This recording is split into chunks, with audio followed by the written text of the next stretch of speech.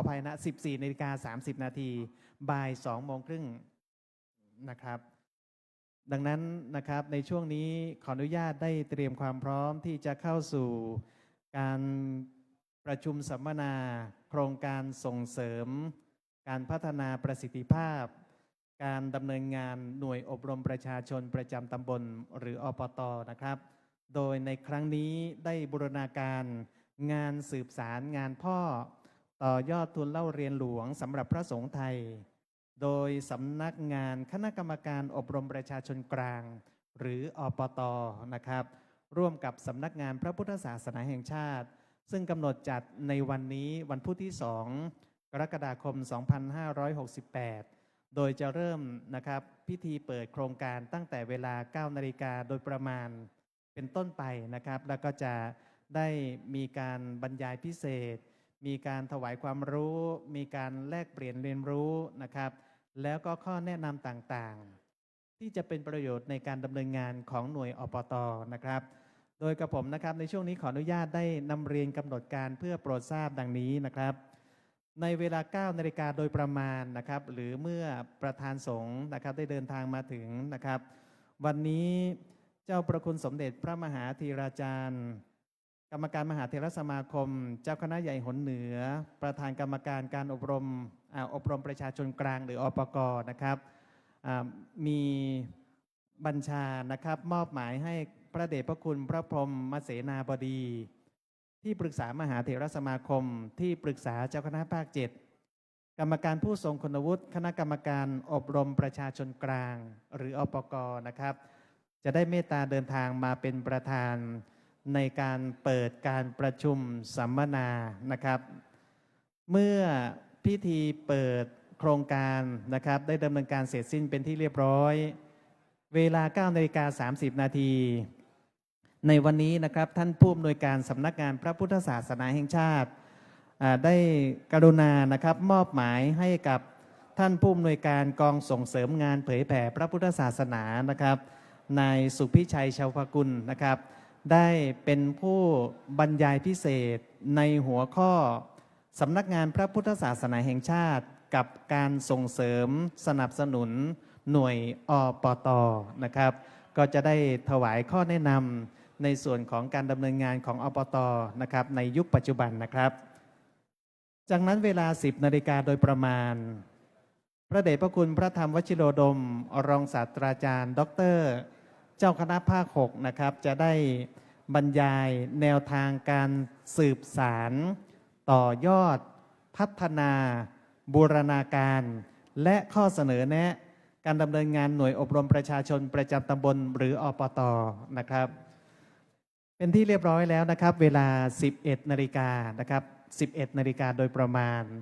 ทางคณะผู้จัดนะครับก็ขอความเมตตานะครับจะได้ถวายภัตตาหารเพลแด่พระสงฆ์ทุกรูปเลยนะครับที่มาร่วมประชุมสัมมนาและถือโอกาสได้เลี้ยงอาหารกลางวันนะครับรับรองอาหารกลางวัน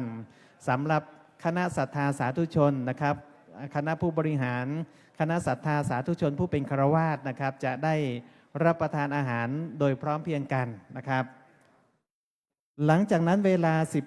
12:45 นาทีโดยประมาณนะครับหรือเมื่อมีความพร้อมเกิดขึ้นพระเดชพระคุณพระราชวชรธรรมพานีนะครับเจ้าอาวาสวัดชนประธานรังสฤษฎ์ประธานอนุกรรมการฝ่ายหน่วยอบรมประชาชนประจำตำบลจะได้บรรยายแนวทางการพัฒนาบูรณาการงานหน่วยอปต.ศูนย์กลางวัฒนธรรมชุมชนอารามปริวัติสมาร์ทเทมเพิลนะครับเป็นหัวข้อก็น่าสนใจแล้วนะครับแล้วก็พระเดชพระคุณเป็นผู้ที่มีความใส่ใจนะครับรายละเอียดเกี่ยวกับเรื่องของการปฏิบัติงานของหน่วยอปต.เป็นอย่างยิ่งนะครับฉะนั้นวัดชนประธานรังสฤษฎ์นะครับถือว่าเป็นต้นแบบที่มีความสำคัญอย่างยิ่งที่จะได้ถ่ายทอดข้อมูลแนวความรู้แนวความคิดนะครับที่จะให้ประธานหน่วยอปต.และผู้เข้าร่วมการสัมมนาจะได้นำไปขบคิดและไปต่อยอดให้การดำเนินงานของหน่วยอบต.ของเรานะครับได้มีประสิทธิภาพมีความเรียบร้อยและก็เป็นประโยชน์กับ ประชาชนและคณะสงฆ์ด้วยนะครับ หลังจากนั้นนะครับเวลา 14:30 นาทีโดยประมาณนะครับพระมหาเถระผู้แทนอนุกรรมการ ประธานหน่วยอปต.ต้นแบบระดับจังหวัดทั้ง 76 จังหวัด ผู้แทนภาคีเครือข่าย ผู้แทนผู้เข้าร่วมสัมมนานะครับก็จะเคลื่อนย้ายนะครับเดินจากตรงนี้ไปที่อาคารหอประชุมใหญ่ เพื่อที่จะเข้าสู่พิธีมอบรางวัลประกาศเกียรติคุณหน่วยอบรมประชาชน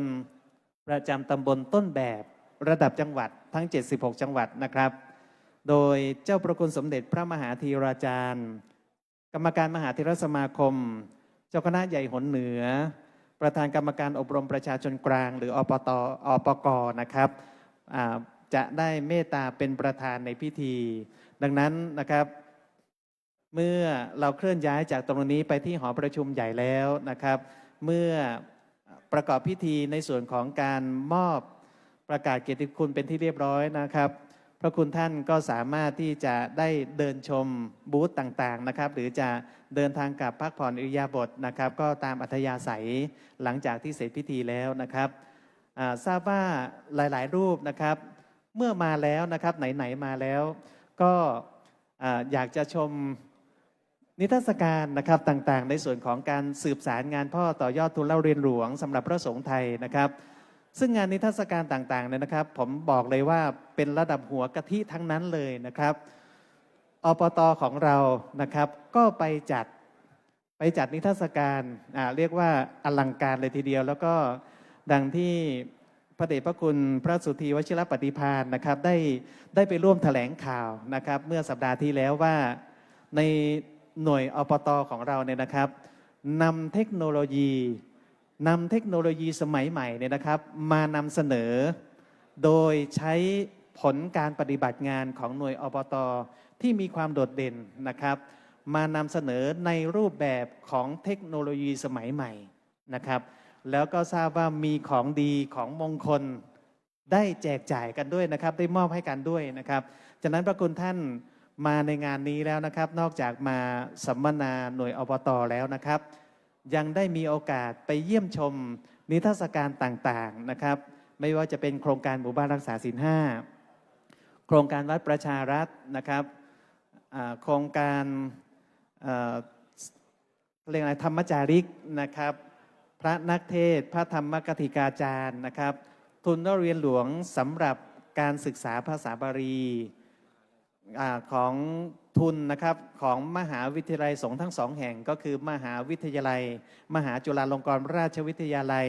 และมหาวิทยาลัยมหามกุฏราชวิทยาลัยนะครับรวมถึงงานเผยแผ่ในด้านต่างๆเราได้รับการบูรณาการนะครับจากทุกภาคส่วนโดยเฉพาะอย่างยิ่งคณะสงฆ์ของเรานะครับภารกิจของคณะสงฆ์ของเรามี6ด้านก็จริงแต่บริบทของการเผยแผ่ของเราเครือข่ายของเรามีทั้งสิ้น8องค์กรที่มาจัดนิทรรศการในครั้งนี้นะครับแล้วก็มีเจ้าภาพ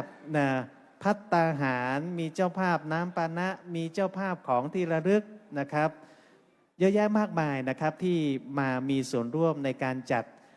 บูธนะครับในการสืบสารงานพ่อต่อยอดทุนเล่าเรียนหลวงสำหรับพระสงฆ์ไทยในครั้งนี้นะครับโดยองคมนตรีนะครับสำนักงานองคมนตรีแล้วก็ศูนย์เผยแผ่พระพุทธศาสนาแห่งชาตินะครับและในส่วนของเราอปต.เนี่ยนะครับถือว่าเป็นหน่วยงานหลักหรือองค์กรหลักในการขับเคลื่อนงานด้านเผยแผ่พระพุทธศาสนานะครับก็เป็นความโชคดีของพระเดชพระคุณทุกรูปเลยนะครับเป็นความโชคดีของประธานหน่วยอปต.ทุกจังหวัดเลยนะครับเรามาในฐานะของตัวแทนของจังหวัดนะครับมานำเสนอสิ่งที่ดีแล้วก็รับชมสิ่งที่ดีนำไปขยายผลต่อไปนะครับอันนี้ก็เป็นความโชคดีอย่างยิ่งเลยนะครับแล้วก็ในวันนี้นะครับนอกจากในบรรยากาศของการจัดสัมมนาในครั้งนี้นะครับพระคุณท่านทุกรูปสามารถแชร์นะครับในส่วนของการถ่ายทอดสดตามช่องทางต่างๆที่ผมจะนำเรียนต่อไปนี้นะครับพระคุณท่านนะครับการเผ เผยแพร่ภาพการประชุมสัมมนาตลอดการทั้งสัมมนาเลยนะครับจะมีการถ่ายทอดสดนะครับผ่านช่องทางหลักๆ ดังนี้นะครับผมใช้คำว่าหลักๆนะครับก็คือสำนักงานพระพุทธศาสนาแห่งชาตินะครับเพจ Facebook สำนักงานพระพุทธศาสนาแห่งชาติเพจ Facebook WBTV WBTV นะครับก็คือสถานีวิทยุโลกพระพุทธศาสนาเฉลิมพระเกียรติวัดพระเชตุพนนะครับ1ช่องทางแล้วนะครับช่องทางที่2เพจ Facebook ชื่อว่าวัดโพท่าเตียนนะครับวัดโพท่าเตียนก็ถ่ายทอดสดเช่นเดียวกันนะครับแล้วก็เพจ Facebook สมเด็จพระมหาธีราจารย์นะครับสมเด็จพระมหาธีราจารย์นะครับประสิทธิ์เขมังกโรนะครับใน3ช่องทางนี้นะครับพระคุณท่านสามารถแชร์ต่อไปได้อีกนะครับพระคุณท่านแชร์ต่อไปได้อีกเพื่อให้ลูกศิษย์ลูกหาของเราเนี่ยที่ยังไม่ได้เข้ามาอยู่ในบรรยากาศจริงๆเนี่ยนะครับจะได้รับชมรับทราบซึมซับเอาเรื่องของการประชุมสัมมนาของเราเนี่ยนะครับไปต่อยอดได้นะครับก็ขอความเมตตาพระคุณท่านเลยนะครับได้แชร์นะครับส่วนที่เป็นการถ่ายทอดสดเหล่านี้นะครับเพื่อให้พระคุณท่านที่อยู่ที่วัดนะครับที่อยู่จังหวัดเพื่อให้ลูกศิษย์ลูกหานะครับได้รับชมบรรยากาศตลอดทั้งการประชุมสัมมนาเลยนะครับในช่วงนี้นะครับขออนุญาตได้เตรียมความพร้อมสักครู่หนึ่งนะครับเนื่องจากว่าการจัดกิจกรรมโครงการสืบสารงานพ่อต่อยอดทุนเล่าเรียนหลวงสำหรับพระสงฆ์ไทยนะครับจะมีในส่วนหลักก็คือที่หอประชุมใหญ่พุทธมณฑลนะครับซึ่งท่านองคมนตรีให้เกียรติมาเป็นประธานในพิธีเปิดงานในครั้งนี้แล้วก็คู่ขนานกันนะครับของอปตของเราก็จัดการประชุมสัมมนาที่สถานที่แห่งนี้ซึ่งในขณะนี้พระเดชพระคุณพระพรหมเสนาบดีที่ปรึกษามหาเถรสมาคมที่ปรึกษาเจ้าคณะภาค7กรรมการผู้ทรงคุณวุฒิคณะกรรมการอบรมประชาชนกลางนะครับผู้เป็นประธานสงฆ์ได้เมตตาเดินทางมาสู่บริเวณพิธีการเปิดโครงการนะครับขอถวายการต้อนรับด้วยความเคารพอย่างยิ่งนะครับ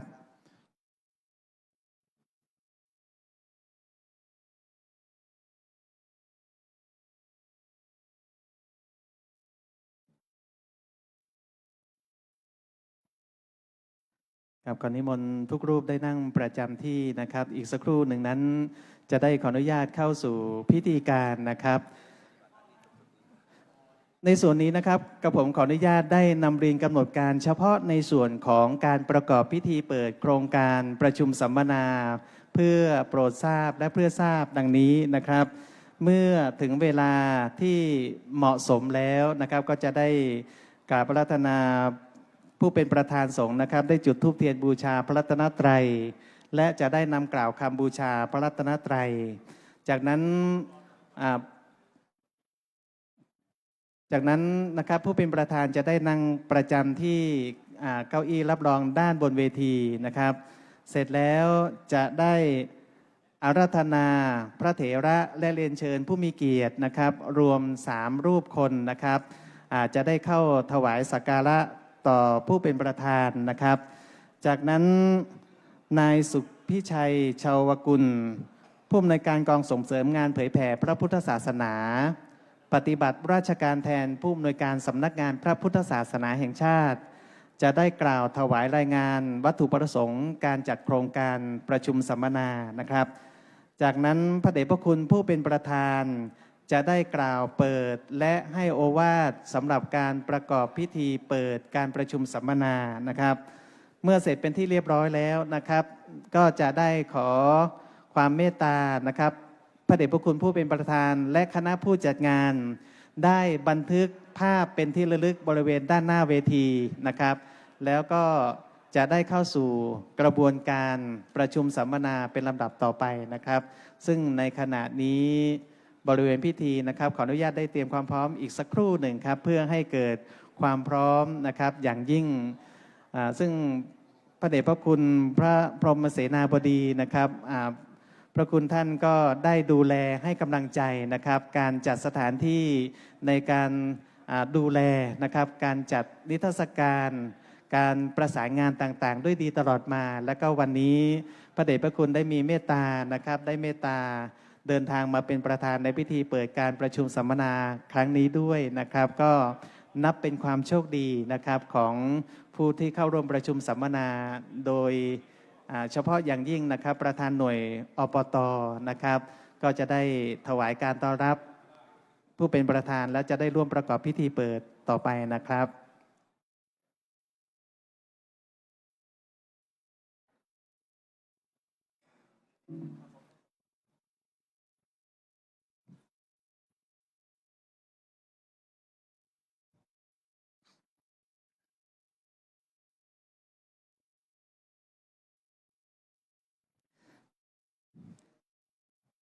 ครับกราบนมัสการพระเดชพระคุณพระพรหมเสนาบดีที่ปรึกษามหาเถรสมาคม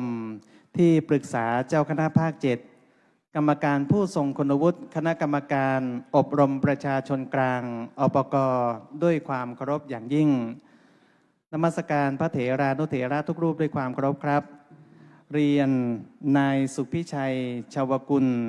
ผู้อำนวยการกองส่งเสริมงานเผยแผ่พระพุทธศาสนาปฏิบัติราชการแทนผู้อำนวยการสำนักงานพระพุทธศาสนาแห่งชาติและผู้มีเกียรติทุกท่านครับลำดับนี้ขอนำเรียนทุกท่านเข้าสู่พิธีเปิดการประชุมสัมมนาโครงการส่งเสริมการพัฒนาประสิทธิภาพการดำเนินงานหน่วยอบรมประชาชนประจำตำบลหรืออปต.บูรณาการงานสืบสารงานพ่อต่อยอดทุนเล่าเรียนหลวงสำหรับพระสงฆ์ไทยโดยสำนักงานคณะกรรมการอบรมประชาชนกลางอปก.ร่วมกับสำนักงานพระพุทธศาสนาแห่งชาติซึ่งกำหนดจัดในวันนี้วันที่2 กรกฎาคม 2568 บัดนี้เป็นเวลาสมควรแล้วขออนุญาตกราบอาราธนาพระเดชพระคุณพระพรหมเสนาบดีผู้เป็นประธานเมตตาจุดธูปเทียนบูชาพระรัตนตรัยและนำกล่าวคำบูชาพระรัตนตรัยขออาราธนาด้วยความเคารพอย่างยิ่ง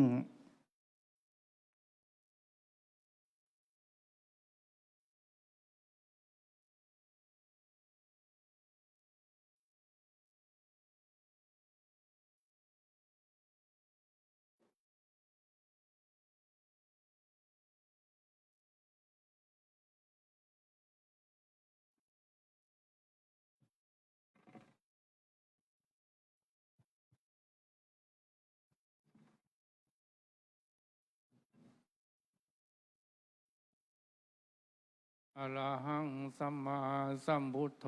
ภควาอะระหังสัมมาสัมพุทโธภควาพุทธังภควันตังอภิวาเทมิ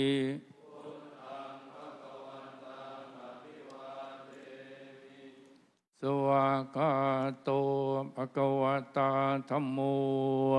สวากขาโตภะคะวะตาธัมโมธัมมังนัมสสามิ ธัมมังนามัสสามิ สุปฏิปันโนภควโตสาวกสังโฆสุปฏิปันโนภะคะวะโตสาวกสังโฆสังฆังนะมามิ สังฆังนามามิ หันตมยังพุทธัสสะภะคะวะโตปุพพะกะนะมะการังกโรมาสินะโมตัสสะภะคะวะโตอะระหะโตสัมมา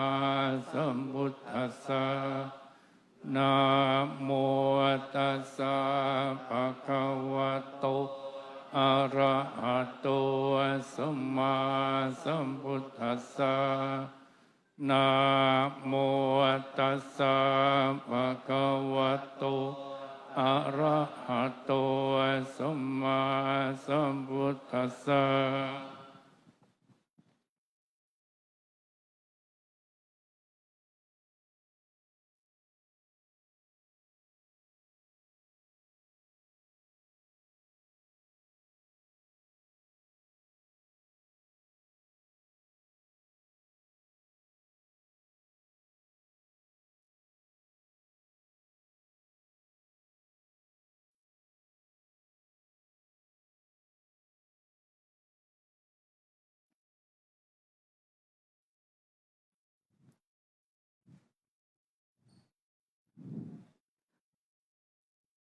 ลำดับนี้เกล้าจะขออนุญาตอาราธนาพระเถระและผู้มีเกียรติเข้าถวายสักการะแด่พระเดชพระคุณผู้เป็นประธานดังนี้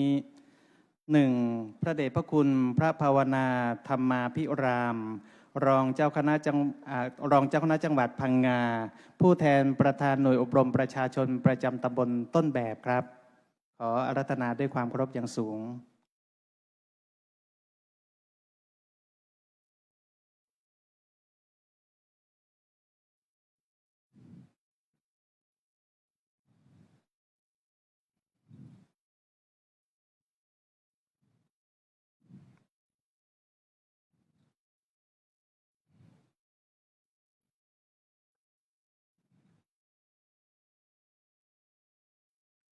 2. พระเดชพระคุณพระสุธีวชิรปฏิภาณผู้ช่วยเจ้าวาดวัดพระเชตุพนวิบลมังคลาราม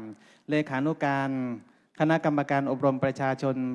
กลางอปก.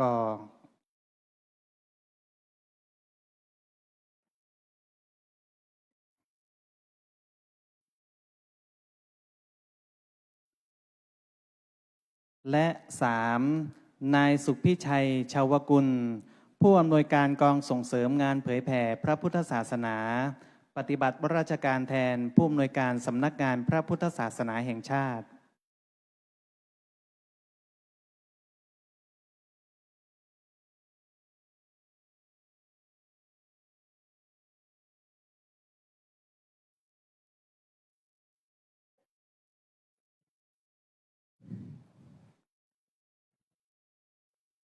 และลำดับนี้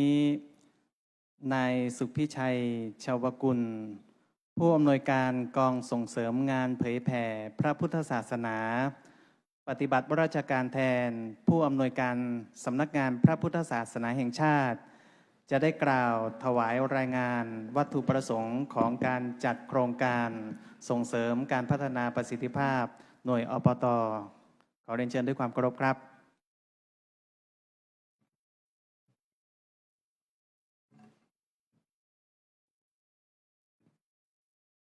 กราบนมัสการพระเดชพระคุณพระพรหมเสนาบดีที่ปรึกษามหาเถระสมาคมที่ปรึกษาเจ้าคณะภาค7กรรมการผู้ทรงคุณวุฒิคณะกรรมการอบรมประชาชนกลางที่เคารพอย่างยิ่งกล่าวกับผมนายสุพิชัยชาวกุลผู้อำนวยการกองส่งเสริมงานเผยแผ่พระพุทธศาสนาปฏิบัติราชการแทนท่านผู้อำนวยการสำนักงานพระพุทธศาสนาแห่งชาติพร้อมพระมหาเถระพระเถรานุเถระข้าราชการและสาธุชนทุกท่านในสมาคมแห่งนี้ขอกราบขอบพระคุณในความเมตตาของพระเดชพระคุณเป็นอย่างยิ่งที่เมตตาเดินทางมาเป็นประธานเปิดการประชุมสัมมนาโครงการส่งเสริมการพัฒนาประสิทธิภาพการดำเนินงานหน่วยอบรมประชาชนประจำตำบลซึ่งจัดโดยสำนักงานคณะกรรมการอบรมประชาชนกลางร่วมกับสำนักงานพระพุทธศาสนาแห่งชาติพร้อมองค์กรภาคีเครือข่ายทุกภาคส่วนกล่าวขอประธานกราบเรียนถวายรายงานโดยสังเขปดังนี้มหาเถรสมาคมโปรดให้มีคณะกรรมการอบรมประชาชนกลางอปก.เพื่อควบคุมและส่งเสริมการอบรมประชาชนให้มีประสิทธิภาพและเป็นไปตามระเบียบมหาเถรสมาคมว่าด้วยการจัดตั้งหน่วยอบรมประชาชนประจำตำบล 2546 หน่วยอบรมประชาชนประจำตำบลเป็นหน่วยเผยแผ่พระพุทธศาสนาของคณะสงฆ์ที่จัดตั้งขึ้นตามระเบียบมหาเถรสมาคมตั้งแต่ปีพุทธศักราช 2518 โดยดำริในเจ้าประคุณสมเด็จพระพุทธโฆษาจารย์อดีตเจ้าคณะใหญ่หนกลางวัดสามพระยาวรวิหารซึ่งมีแนวคิดในการจัดตั้งคือส่งเสริมให้วัดจัดการเผยแผ่หลักธรรมและเป็นศูนย์กลางชุมชนสามารถสงเคราะห์เกื้อกูลชุมชนและประชาชนในทุกๆด้านที่ไม่ขัดต่อหลักธรรมวินัยและกฎหมาย มหาเถรสมาคมจึงมีมติเห็นชอบให้คณะกรรมการอบรมประชาชนกลางส่งเสริมให้วัดที่มีความพร้อมในตำบลหนึ่งจัดตั้งหน่วยอบรมประชาชนประจำตำบลเพื่อทำหน้าที่อบรมส่งเสริมและสร้างสิ่งอันเป็นคุณประโยชน์แก่ประชาชนในตำบลนั้นๆตามหัวข้ออบรม8หัวข้อประกอบด้วยศีลธรรมและวัฒนธรรมสุขภาพอนามัยสัมมาชีพสันติสุขศึกษาสงเคราะห์กตัญญูกตเวทิตาธรรมและสามัคคีธรรมการจัดประชุมสัมมนาโครงการส่งเสริมการพัฒนาประสิทธิภาพการดำเนินงานหน่วยอบรมประชาชนประจำตำบลมีวัตถุประสงค์พอสังเขปดังนี้ 1. เพื่อให้หน่วยอบรมประชาชนประจำตำบลได้รับทราบและเสริมสร้างความเข้าใจเกี่ยวกับนโยบายในการดำเนินงานของหน่วยอบรมประชาชนประจำตำบล 2. เพื่อให้หน่วยอบรมประชาชนประจำตำบลมีความเข้าใจเกี่ยวกับหัวข้ออบรม8หัวข้อและสามารถนำความรู้ความเข้าใจที่ได้รับไปดำเนินการอบรมประชาชนได้อย่างถูกต้องเหมาะสม 3. เพื่อเปิดโอกาสให้หน่วยอบรมประชาชนประจำตำบลได้เรียนรู้การจัดการวัดให้อุดมไปด้วยสัปปายะการจัดกิจกรรมในวัดวันอาทิตย์ใกล้ชิดพระรัตนตรัยผ่านอารยธรรมของวัดชนประทานรังสฤษเพื่อนำไปสู่การบูรณาการงานหน่วยอบรมประชาชนประจำตำบล 4. เพื่อเปิดโอกาสให้หน่วยอบรมประชาชนประจำตำบลได้เสนอปัญหาอุปสรรคและข้อจำกัดในการดำเนินงานของหน่วยอบรมประชาชนประจำตำบลเพื่อจะได้หาแนวทางในการแก้ไขให้การดำเนินงานของหน่วยงานอบรมประชาชนประจำตำบลเป็นไปอย่างมีประสิทธิภาพและเป็นที่ยอมรับการประชุมสัมมนาในวันนี้ได้อาราธนาพระสังฆาธิการหน่วยประธานหน่วยอบรมประชาชนประจำตำบลต้นแบบเลขานุการเจ้าคณะภาคพร้อมคณะอนุกรรมการอบต.เข้าร่วมประชุมสัมมนาจำนวน300รูปคนและอาราธนาเจ้าคณะอำเภอในฐานะประธานคณะกรรมการอบรมประชาชนประจำอำเภอประธานหน่วยอบรมประชาชนประจำตำบลและพระเลขานุการพร้อมข้าราชการกระทรวงมหาดไทยกระทรวงวัฒนธรรมและองค์กรภาคีเครือข่ายเข้าร่วมประชุมผ่านระบบออนไลน์รวมจำนวน 1,500 รูปคนรวมทั้งสิ้นจำนวน 1,800 รูปคนการจัดประชุมสัมมนาในครั้งนี้ด้านงบประมาณได้รับการสนับสนุนการจัดสรรงบประมาณจากสำนักงานพระพุทธศาสนาแห่งชาติด้านภัตตาหารการจัดนิทรรศการพร้อมคณะทำงานได้รับความอุปถัมภ์จากวัดพระเชตุพนวิมลมังคลารามวัดชนประทานดังสฤษดิ์และมูลนิธิพุทธมหาเมตตาโดยท่านเจ้าคุณพระภาวนากิติสุนทรพร้อมคณะศิษย์สมบูรณ์พร้อมเป็นสัปปายะอย่างยิ่งการถ่ายทอดผ่านระบบออนไลน์ได้รับการอุปถัมภ์จากสถานีวิทยุโทรทัศน์โลกพระพุทธศาสนาเฉลิมพระเกียรติ WBTV วัดพระเชตุพนวิมลมังคลารามบัดนี้ได้เวลาอันสมควรแล้วกล่าวขอประธานกับอาราธนาพระเดชพระคุณเมตตาเป็นประธานในการเปิดการประชุมสัมมนาและบรรยายพิเศษเพื่อเป็นขวัญและกำลังใจแก่ผู้เข้าร่วมประชุมเป็นแนวทางในการขับเคลื่อนโครงการหน่วยอบรมประชาชนประจำตำบลบูรณาการงานสืบสารงานพ่อต่อยอดทุนเล่าเรียนหลวงสำหรับพระสงฆ์ไทยสืบต่อไปกราบนมัสการด้วยความเคารพอย่างยิ่งครับ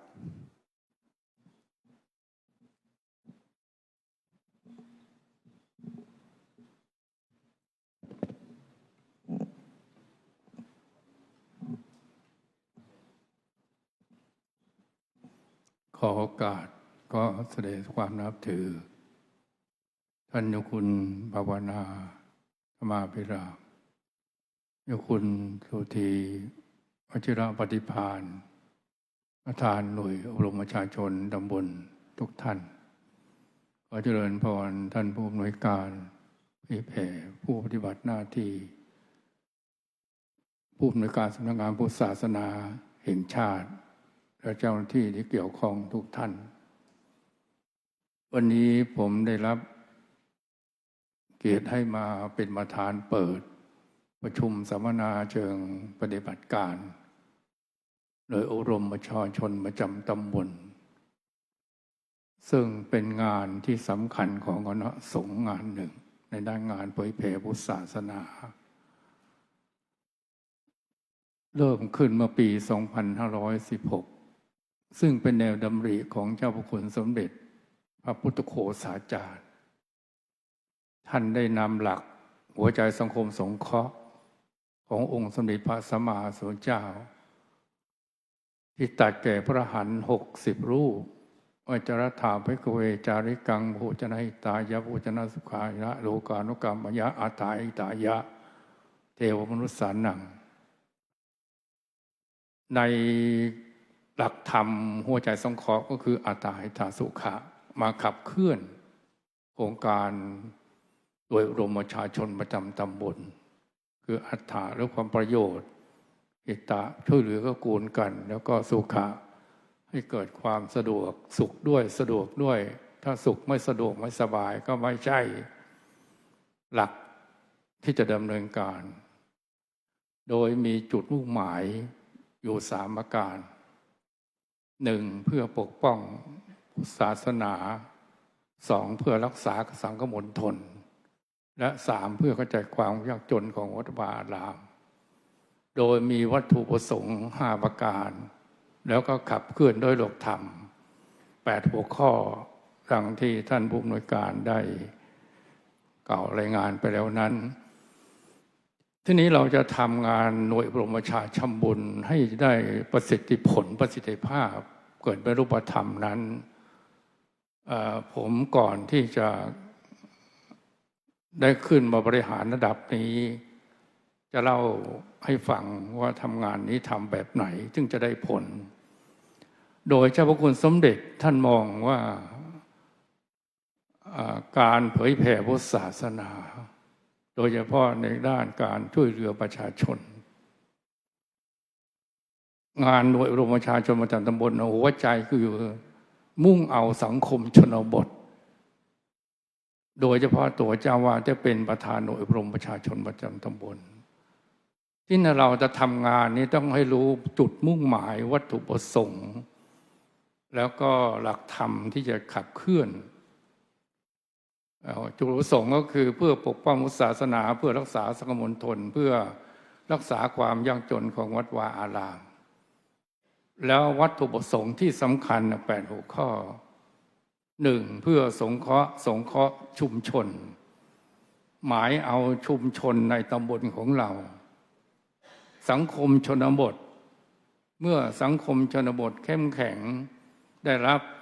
ความไว้วางใจ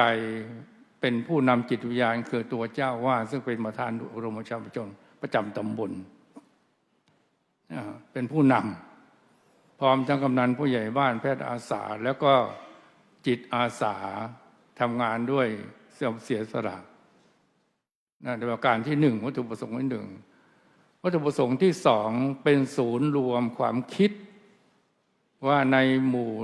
บ้านในตำบลมุ่งเอาตำบลนะจึงเรียกว่าหน่วยอบรมประชาชนตำบลสงเคราะห์อนุเคราะห์แก่ประชาชนในชุมชนนั้นๆในตำบลนั้นๆว่าในตำบลเราในหมู่บ้านของเรามีอะไรที่จะต้องจำเป็นจะต้องพัฒนาต้องสร้างสรรค์รักษาแล้วก็ต่อยอดบางคนบางแห่งก็ใช้หลักกีฬานักเพศสัตว์ก็มีโรงเรียนเด็กก่อนเกณฑ์ก็มีศูนย์ชราออกกำลังกายก็มีถนนหนทางไฟฟ้าป่าความจำเป็น3เพื่อเป็นศูนย์รวมป้องกันภัยพิบัติหรือความอยู่ดีกินดีความปลอดภัยในชีวิตประจำวันในหมู่บ้านตำบลของเราข้อ4เป็นศูนย์รวมการป้องกันการรักษาแล้วก็ระแวดระวังภัยพิบัติหรือบุคคลจะเข้ามาประก่อกวน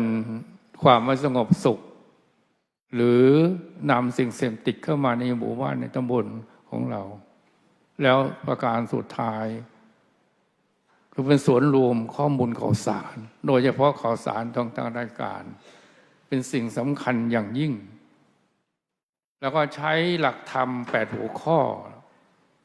ไม่จำเป็นต้องทำทั้งหมด8หัวข้อแต่เวลารายงานต้องรายงานทุกหัวข้อจะเอาเด่นสักหัวข้อหนึ่งก็ได้เช่นศีลธรรมวัฒนธรรมสุขภาพพลานามัยสมาธิสันติสุขศึกษาสงเคราะห์สาธารณสงเคราะห์กตัญญูกตเวทิตาธรรมและสามัคคีธรรมเป็นหัวข้อธรรมที่ขับเคลื่อนหน่วยอบรมประชาชนประจำตำบลของเราฉะนั้นเราทำงานเราต้องรู้จุดมุ่งหมายรู้วัตถุประสงค์และหลักธรรมที่จะขับเคลื่อนในหมู่บ้านในตำบลของเราโดยเฉพาะประธานคือหน่วยอบรมประชาชนประจำตำบลเมื่อสมัยที่ผมได้รับมอบหมายให้ดูแลหน่วยอบรมประชาชนตำบลเอาในหนเหนือใช้รองภาคให้ตรวจงานอบต.ผมก็เริ่มเป็นเจ้าคณะภาคเมื่อปี 2545 ก็แบ่งกันในผมอยู่ภาค 7เชียงใหม่ลำพูนเมืองสอนผมก็อยู่จังดูแลเชียงลำพูนกับแม่ฮ่องสอนจังหวัดเชียงใหม่มี225หน่วยควบคุมทุกพื้นที่จังหวัดลำพูนมี64หน่วยและจังหวัดแม่ฮ่องสอนมี21หน่วยที่ผมรับผิดชอบคือตรวจงานอบต.นี่ลงพื้นที่นะไม่ใช่ว่าไปฟังรายงานไม่ได้เจ้าพระคุณสมเด็จนี่ให้ลงพื้นที่ไม่ต้องไปบอกหน่วยเจ้าของหน่วยเราลงไปพื้นที่เลยเราจะคิดจะไปบวชหน่วยไหนเราไปให้กำลังใจแล้วก็มารายงานเก็บข้อมูลแต่ละหน่วยว่าหน่วยไหนทำดำเนินการหน่วยอบรมประชาชนประจำตำบลตามขับเคลื่อนจุดมุ่งหมายวัตถุประสงค์แล้วก็หลักธรรมที่สำคัญต้องมีคณะกรรมการที่จะได้ผลนะตั้งคณะกรรมการหน่วยอบรมประชาชนประจำตำบลโดยมีเจ้าวาดแล้วก็มีป้ายเป็นหลักฐานด้วยเวลาไปเข้าตรวจงานคณะให้พวกเราจำไว้ถ้าจะได้ผลไม่งั้นไม่ได้ผลหรอกทำไปก็ศูนย์เปล่าเสียเวลานะทำต้องให้มันเป็นรูปธรรมจริงๆประการแรกคณะกรรมการแล้วก็มีป้ายติดกรรมการหน่วยอบรมประชาชนตำบลรายงานเป็นทางการเวลาตรวจก็ต้องตรวจหน่วยอบรมประชาชนตำบลคณะกรรมการแล้วก็หน่วยดำเนินการตั้งแต่ศีลธรรมวัฒนธรรมทำอะไรบ้างสุขภาพพลานามัยทำอะไรบ้างสัมมาชีพทำอะไรบ้างศึกษาสงเคราะห์ทำอะไรบ้างกตัญญูกตเวทิตาธรรมทำอะไรบ้างสังคีธรรมทำอะไรบ้างแต่หัวข้อไม่จำเป็นต้อง8หัวข้อแต่เอาหัวข้อใดหัวข้อหนึ่งที่มันจำเป็นเราต้องดูบริบทรู้จารีตประเพณีวัฒนธรรมในท้องถิ่นนั้นๆเพราะแต่ละท้องถิ่นไม่เหมือนกันแต่ว่าโดยมากจะเน้นศีลธรรมวัฒนธรรมแล้วก็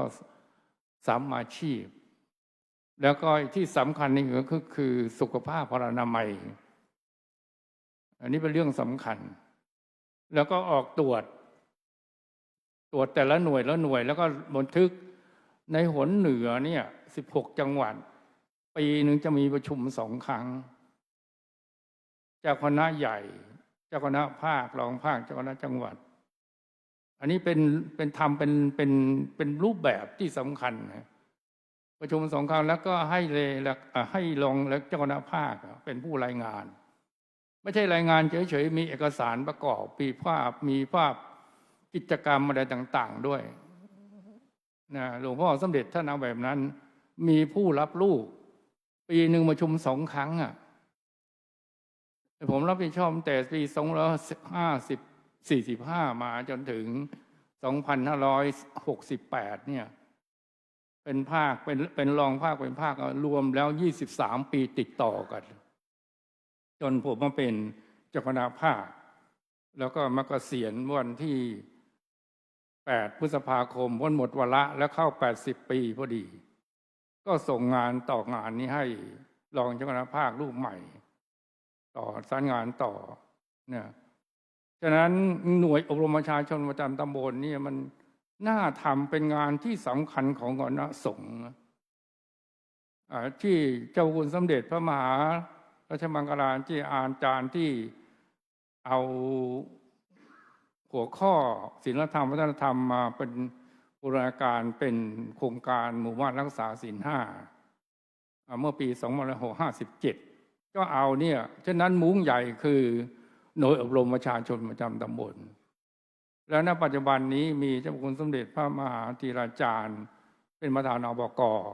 คือควบคุมนโยบายอีกทีหนึ่งมีเจ้าคุณสุธีวชิรปฏิภาณเป็นเลขานุการแล้วก็ดูแลงานฝ่ายบริหาร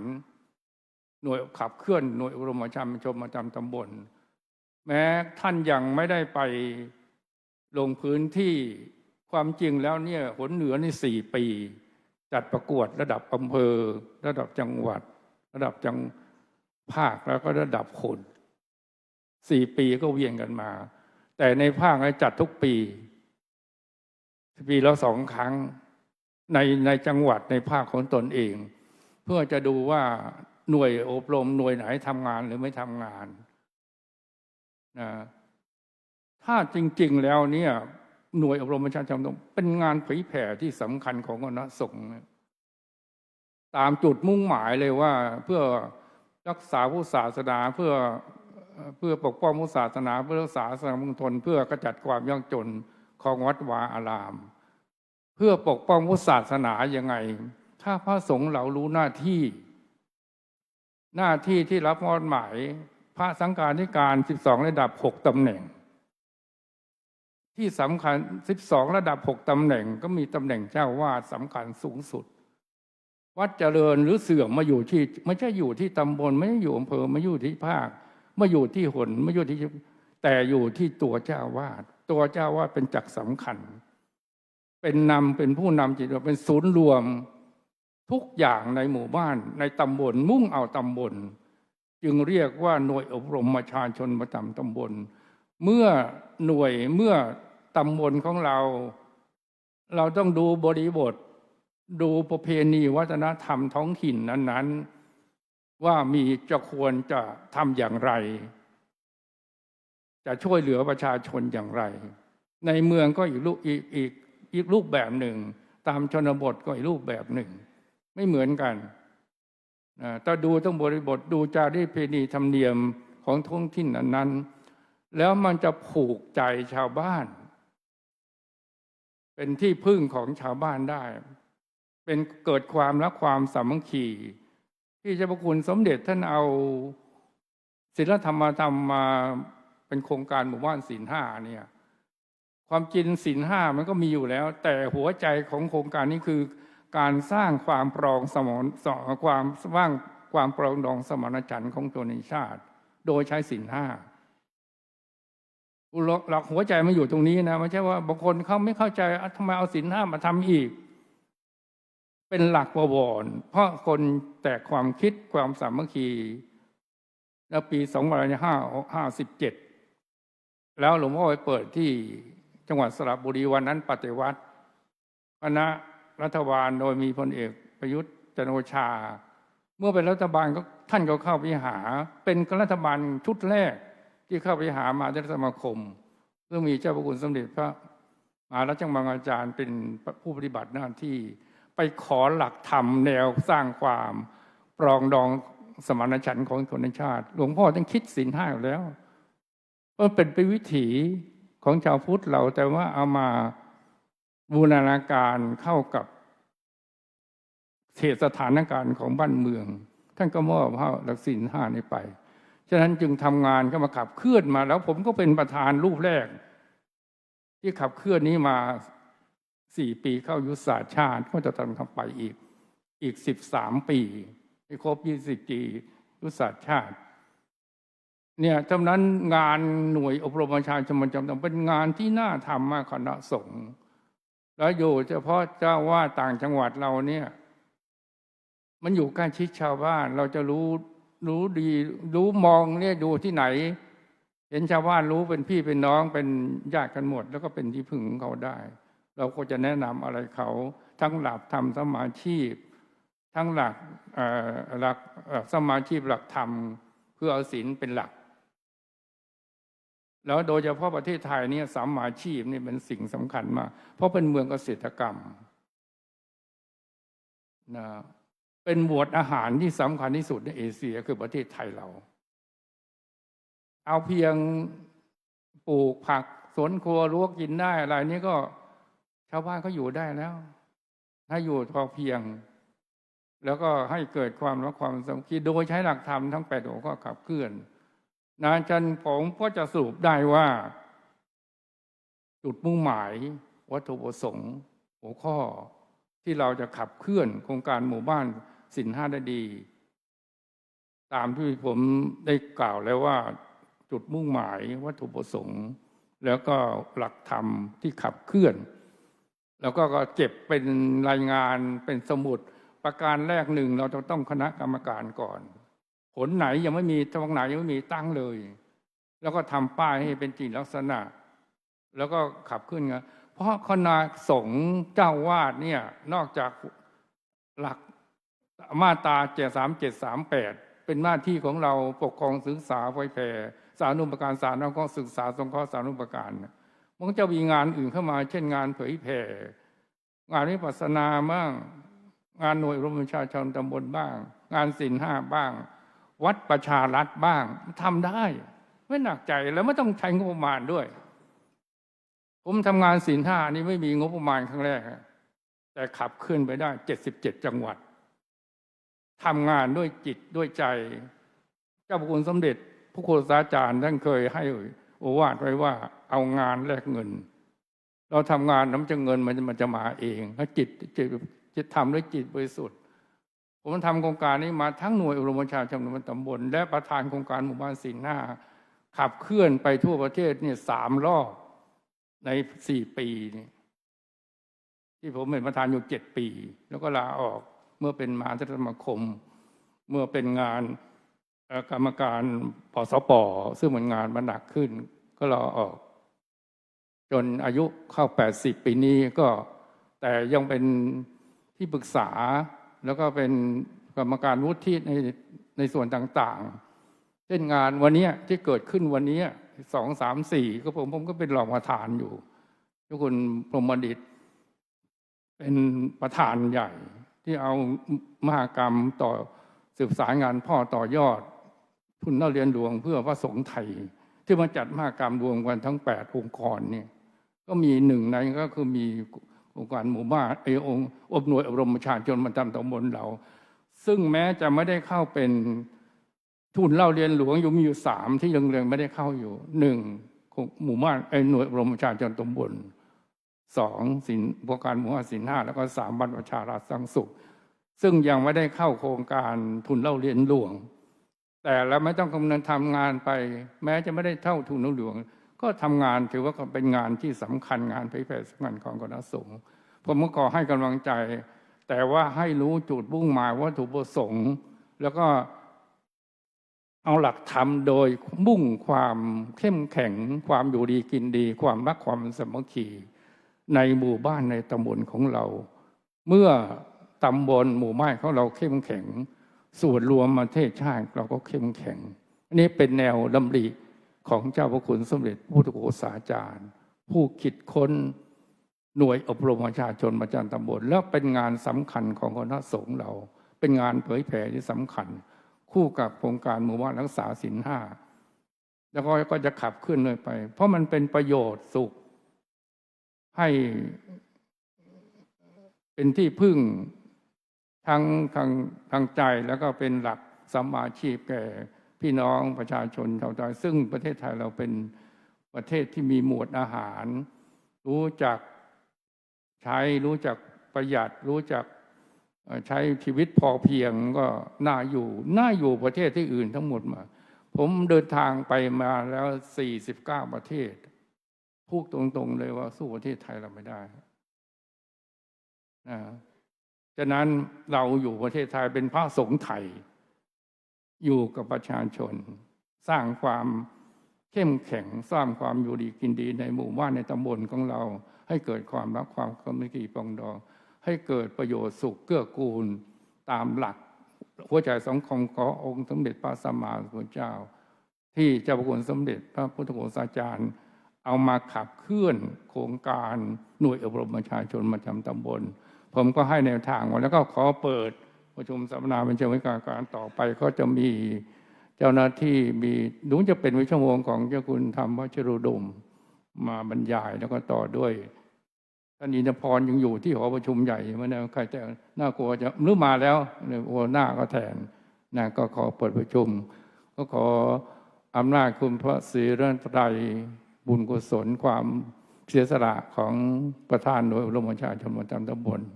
จงปกปักรักษาคุ้มครองให้ทุกท่านมีสุขภาพพลานามัยแข็งแรงสมบูรณ์แล้วก็เกื้อกูลสิ่งที่เป็นประโยชน์สุขแก่มวลพี่น้องชาวไทยเราปรารถนาสิ่งใดก็ขอให้สำเร็จโดยเจ้าธรรมทุกการทุกท่านเชิญสาธุนะครับเป็นเมตตายิ่งแล้วนะครับที่พระเดชพระคุณพระพรหมเสนาบดีนะครับเมตตาได้เปิดโครงการและได้ให้โอวาทนะครับในลำดับนี้ขอเรียนเชิญนายสุพิชัยชาวกุลผู้อำนวยการกองส่งเสริมงานเผยแผ่พระพุทธศาสนาปฏิบัติราชการแทนผู้อำนวยการสำนักงานพระพุทธศาสนาแห่งชาติได้ถวายเครื่องทายธรรมนะครับของที่ระลึกแด่พระเดชพระคุณผู้เป็นประธานครับขอเรียนเชิญด้วยความเคารพครับ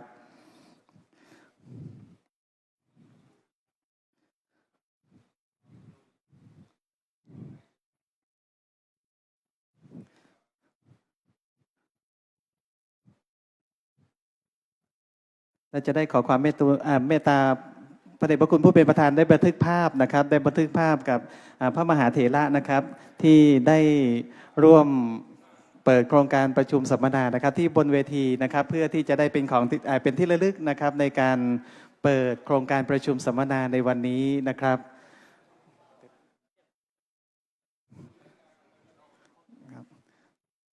เดี๋ยวพระเดชพระคุณพระมหาเถระนะครับจะได้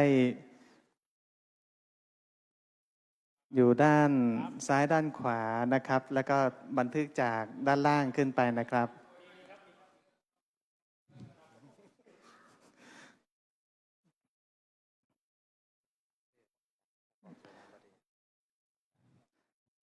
ครับในวันนี้พระเดชพระคุณพระพรหมเสนาบดีนะครับที่ปรึกษามหาเถรสมาคมที่ปรึกษาภาค7นะครับได้เมตตานะครับบันทึกภาพร่วมกับพระมหาเถระที่เข้าร่วมประกอบพิธี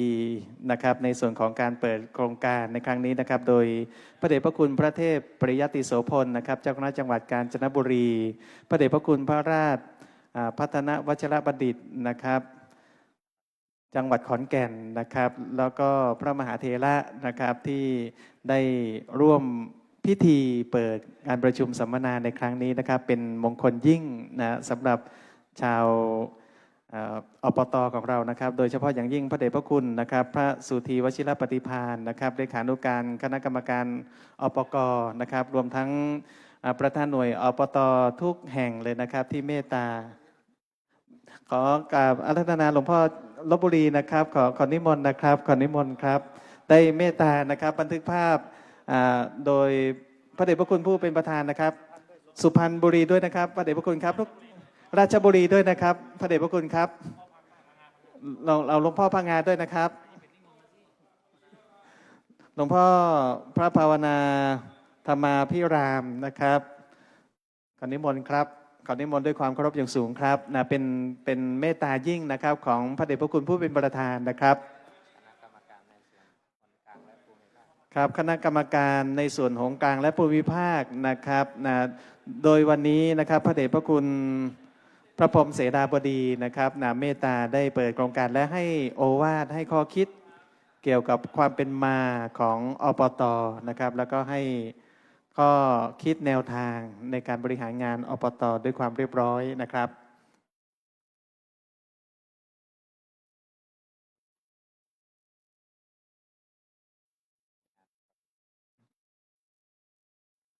ครับสำหรับในส่วนของนะครับพิธีเปิดโครงการประชุมสัมมนานะครับก็เป็นไปด้วยความเป็นสิริมงคลอย่างยิ่งนะครับแล้วก็อีกสักครู่หนึ่งนั้นจะเข้าสู่การบรรยายถวายข้อมูลนะครับเกี่ยวกับเรื่องของสำนักงานพระพุทธศาสนาแห่งชาตินะครับกับการส่งเสริมงานของหน่วยอปต.นะครับโดยวันนี้ท่านผู้อำนวยการสำนักงานพระพุทธศาสนาแห่งชาตินะครับได้กรุณามอบหมายให้ท่านผู้อำนวยการกองส่งเสริมงานเผยแผ่พระพุทธศาสนานะครับได้บรรยายถวายความรู้แทนนะครับในระยะเวลาพอสมควรนะครับแล้วก็หลังจากนั้นพระเดชพระคุณพระธรรมวชิโรดมนะครับผู้เป็นพระเถระนะครับเป็นผู้จะได้ถวายความรู้ได้ถวายข้อคิดนะครับแนวทางในการบริหารงานของอปต.นะครับในส่วนนี้นะครับขออนุญาตได้ขอความพร้อมอีกสักครู่หนึ่งนะครับจะได้เข้าสู่การบรรยายพิเศษนะครับโดยท่านผู้อำนวยการสำนักงานพระพุทธศาสนาแห่งชาติได้มอบหมายให้กับท่านผู้อำนวยการกองส่งเสริมงานเผยแผ่พระพุทธศาสนานะครับขอกราบขอบพระคุณในเมตตาคุณนะครับของพระเดชพระคุณพระพรหมเสนาบดีนะครับด้วยความเคารพอย่างยิ่งนะครับที่เมตตาได้ให้ข้อคิดอันเป็นประโยชน์อย่างยิ่งสำหรับการดำเนินงานของหน่วยอปต.ในครั้งนี้นะครับ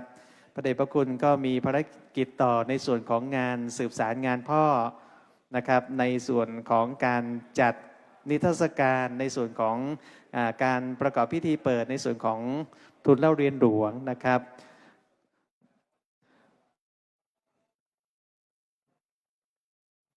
ครับในช่วงนี้นะครับท่านผู้อำนวยการกองส่งเสริมงานเผยแผ่พระพุทธศาสนาท่านสุพิชัยชาวกุลนะครับแต่ขออนุญาตได้เตรียมความพร้อมสักครู่หนึ่งนะครับจะได้บรรยายพิเศษนะครับถือว่าเป็นภารกิจอย่างยิ่งเลยนะครับของสำนักงานพระพุทธศาสนาแห่งชาติในส่วนของการสนองงานของหน่วยอปต.ในส่วนกลางนี่นะครับสำนักงานพระพุทธศาสนาแห่งชาติเนี่ยเป็นหน่วยงานหลักนะครับที่จะได้อำนวยความสะดวกด้านข้อมูลนะครับต่างๆเกี่ยวกับเรื่องของการดำเนินงานของอบต.แต่ผู้ที่ดำเนินการจริงๆก็คือพระคุณท่านทุกรูปนี่แหละนะครับที่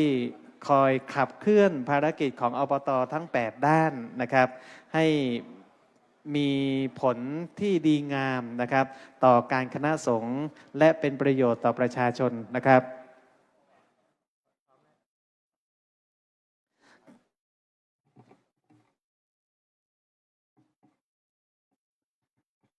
ครับและในขณะนี้นะครับได้เวลาสมควรแล้วนะครับขออนุญาตเรียนเชิญนะครับนายสุขพิชัยชาวกุลผู้อำนวยการกองส่งเสริมงานเผยแผ่พระพุทธศาสนาปฏิบัติราชการแทนผู้อำนวยการสำนักงานพระพุทธศาสนาแห่งชาตินะครับได้บรรยายพิเศษหัวข้อสำนักงานพระพุทธศาสนาแห่งชาติกับการส่งเสริมสนับสนุนหน่วยอบรมประชาชนประจำตำบลหรืออบต.บัดนี้พร้อมแล้วนะครับขอเรียนเชิญได้บรรยายพิเศษต่อพระคุณท่านทุกรูปครับขอเรียนเชิญด้วยความเคารพครับ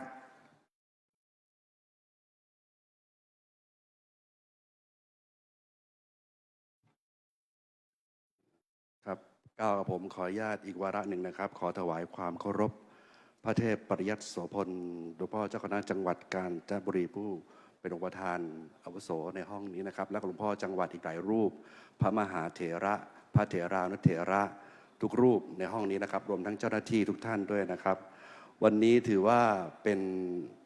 รู้สึกว่าเป็นความภาคภูมิใจความปลื้มปิติอย่างยิ่งนะครับที่คณะสงฆ์ทั้ง8ฝ่ายนะครับได้มาร่วมชุมนุมกันในณ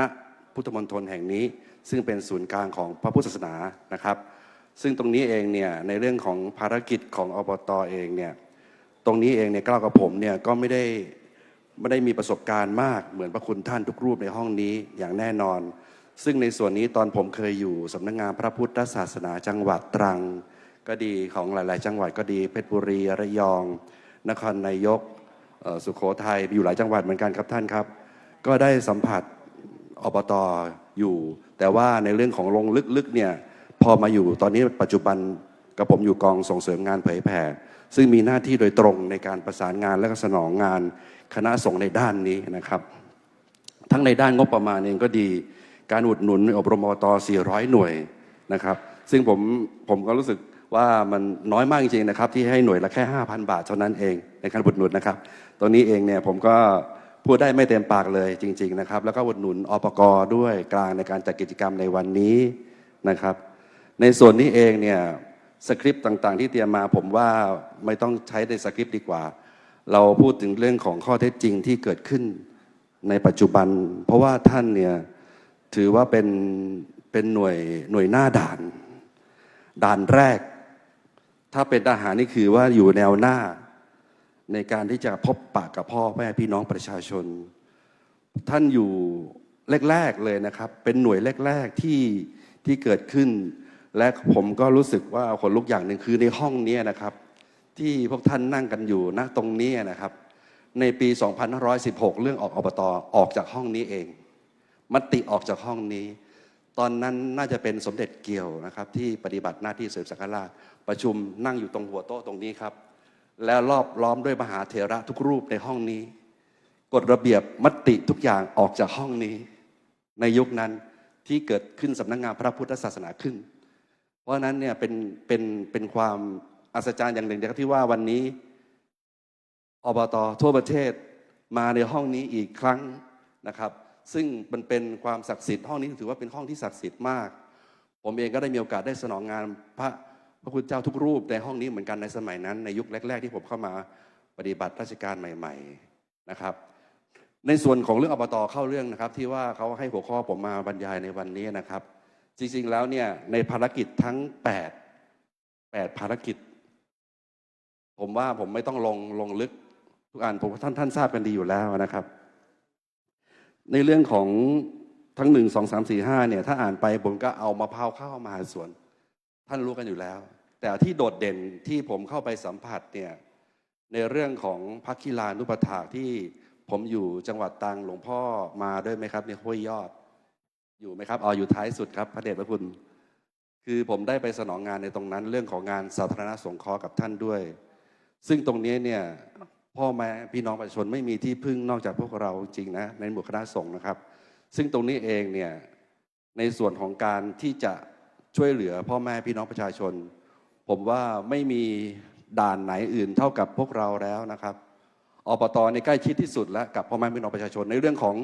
สุขอนามัยสุขภาวะผมว่าหลายๆวัดตอนนี้มีวัดไหน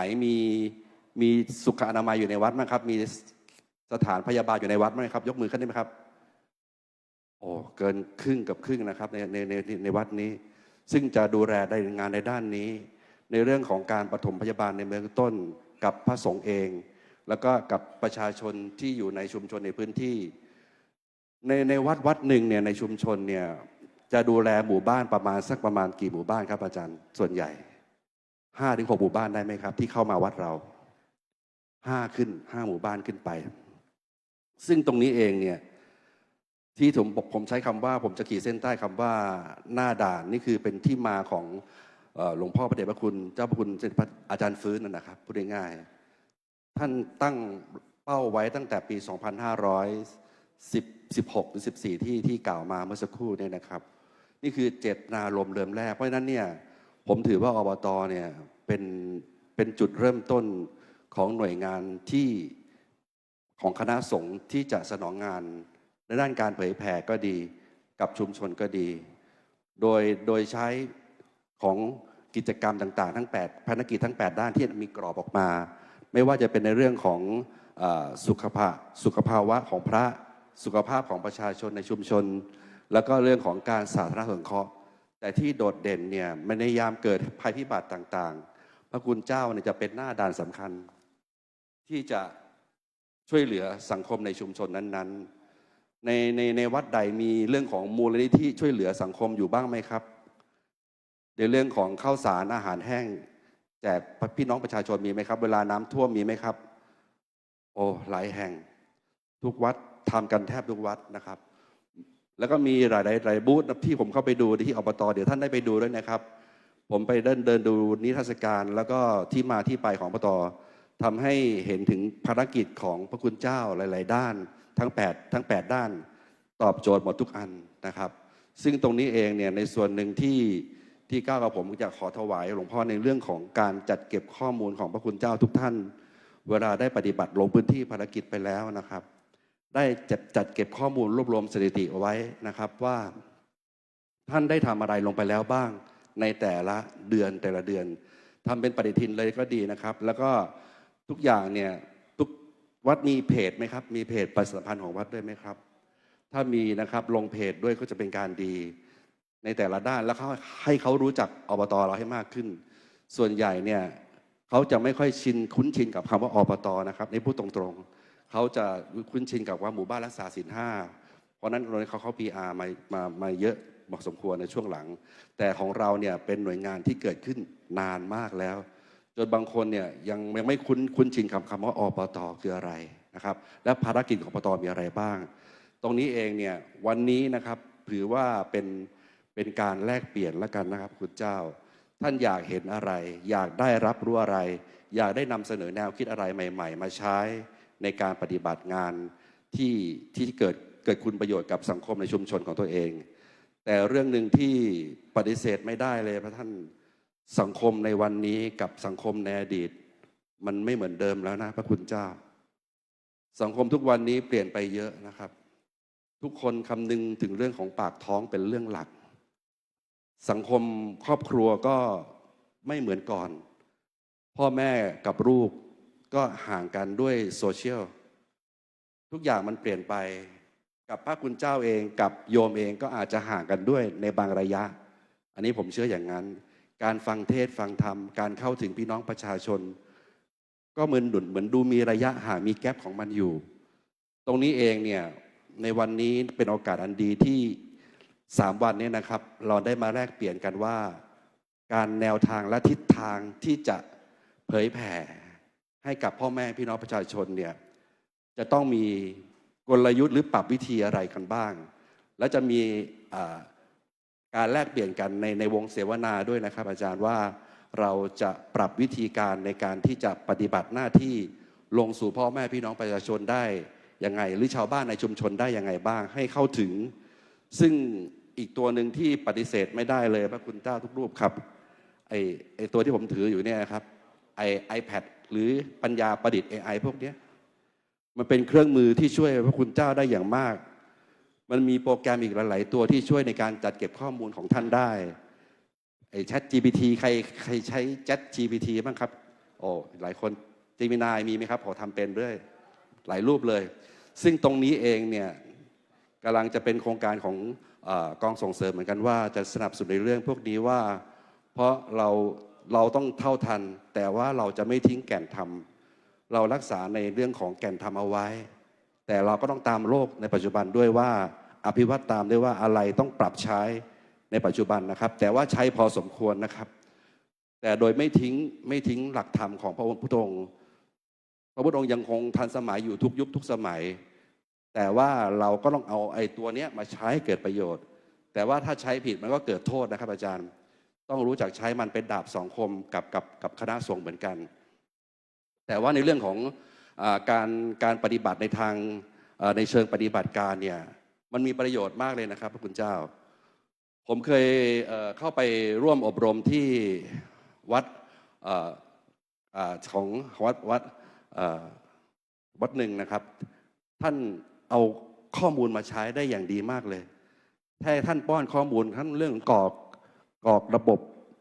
บัญชีรับจ่ายภายในวัดแค่ท่านสั่งคำสั่งเข้าไปในแอปหนึ่งนะครับถ้าเป็นแอป Gemini นี่จะไม่ผิดในการเขียนโค้ดข้อมูลมันเขียนปริ้นออกมาให้เป็นพืชออกมาเลยว่าท่านจะต้องทำอะไร1 2 3 4บ้างตรงนี้เนี่ยสามารถเอาไปใช้ได้เลยทันทีในการจับทำทะเบียนของวัดบัญชีทรัพย์สินภายในวัดนะครับหรือว่าการใ ให้กับประชาชนในวัดที่มาร่วมในวัดเราเนี่ยจะลงทะเบียนยังไงจะกรอกข้อมูลยังไงจะทำยังไงเดี๋ยวนี้ทำได้หมดทุกอย่างใช้ AI หมดเลยท่านเดินไปตรงไหนก็จะเห็น QR code ให้สแกนตลอดเวลารวมกระทั่งการทำบุญในวัดด้วยการจัดทำบัญชีในวัดด้วยทุกอย่างช่วยเหลือได้หมดเลยอันนี้เป็นตัวหนึ่งที่อยากให้ท่านนำมาใช้ผมเชื่อว่าเป็นหัวข้อหนึ่งในวันนี้เหมือนกันที่ว่าเรื่องของปัญญาประดิษฐ์ที่เราจะต้องมาถกกันว่าเราจะใช้ปัญญาประดิษฐ์ยังไงให้เกิดประโยชน์กับคณะสงฆ์ในหน่วยในอบตเราที่สำคัญคือไอ้ตัวนี้มันใช้ในการจัดเก็บข้อมูลได้อย่างดีมากเลยนะท่านเพราะว่าในการรวบรวมข้อมูลทั้งหมดเนี่ยเดี๋ยวนี้เราไม่ต้องมานั่งพิมพ์แล้วใช้ระบบสปีกเกอร์โฟนพูดเอาในนี้ก็ได้มันก็พิมพ์เป็นข้อความให้แล้วหลวงพ่อไม่ต้องมานั่งจิ้มทีละตัวสะกดทีละตัวไม่ต้องแล้วนะครับแค่ใช้ระบบสปีกเกอร์โฟนพูดเข้าไปมันก็จะออกมาเป็นตับหรือว่าในการบันทึกเสียงรายงานการประชุมในวันนี้เองที่ผมพูดอยู่เนี่ยถ้ามีคนบันทึกไฟล์ไว้แล้วก็ก๊อปไฟล์ผมเอาไปวางในแอปมันก็ออกมาเป็นบทสรุปให้ได้เลยเหมือนกันเป็นข้อด้วยว่า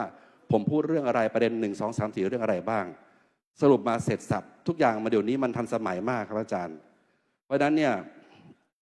ตรงนี้เนี่ยอยากให้พุทธเจ้าได้นำไปใช้ให้เกิดประโยชน์ตรงนี้ถือว่ามันจะช่วยย่นระยะเวลาการถ้ามันต้องมานั่งทำบันทึกไม่ต้องเขียนแล้วใช้ระบบ AI มาช่วยในการจัดเก็บข้อมูลก็ดีในการวางผังหรือวางแผนในการลงพื้นที่ในการหากลยุทธ์ในการเผยแผ่กับประชาชนในชุมชนอย่างที่ตอนเกิดในสักครู่ที่ว่าหลวงพ่อพระพรหมเสนาบดีได้พูดว่าทุกวันนี้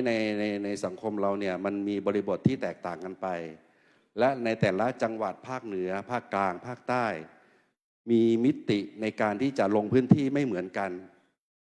หัวข้อหนึ่งใช้ได้ของภาคกลางแต่ไม่สามารถใช้ได้ในภาคใต้ไม่สามารถใช้ได้ในภาคเหนืออีสานก็อีกเรื่องหนึ่ง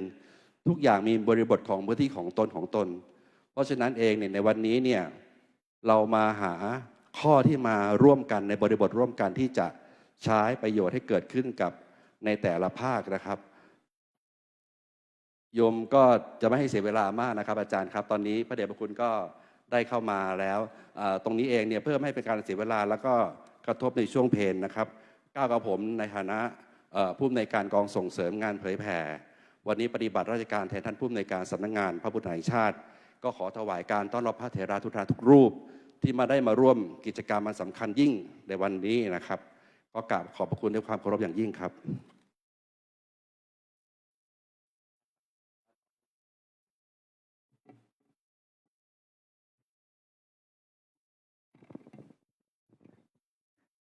ในเมื่อสักครู่นะครับท่านผู้อำนวยการกองส่งเสริมงานเผยแผ่พระพุทธศาสนาปฏิบัติราชการแทนผู้อำนวยการสำนักงานพระพุทธศาสนาแห่งชาตินะครับได้ถวายข้อมูลนะครับแนวคิดเกี่ยวกับเรื่องของการใช้ AI นะครับนำมาใช้ประโยชน์ในการอำนวยความสะดวกในบางส่วนนะครับของงานอบตนะครับแล้วก็ในช่วงนี้นะครับพระเดชพระคุณผู้เป็นพระวิทยากรนะครับจะได้บรรยายพิเศษนะครับบรรยายแนวทางการสืบสารต่อยอดพัฒนาบูรณาการและข้อเสนอแนะการดำเนินงานหน่วยอบรมประชาชนประจำตำบลหรืออบตนะครับพระเดชพระคุณผู้เป็นวิทยากรได้เดินทางมาถึงบริเวณสถานที่แห่งนี้แล้วนะครับมีความพร้อมกล่าวขออนุญาตได้กราบอาราธนาพระเดชพระคุณพระธรรมวชิโรดมรองศาสตราจารย์ด็อกเตอร์เจ้าคณะภาค6นะครับเมตตาบรรยายพิเศษในหัวข้อแนวทางการสืบสารต่อยอดพัฒนาบูรณาการและข้อเสนอแนะการดำเนินงานของหน่วยอบรมประชาชนประจำตำบลหรืออบต.ขออาราธนาด้วยความเคารพอย่างสูงครับ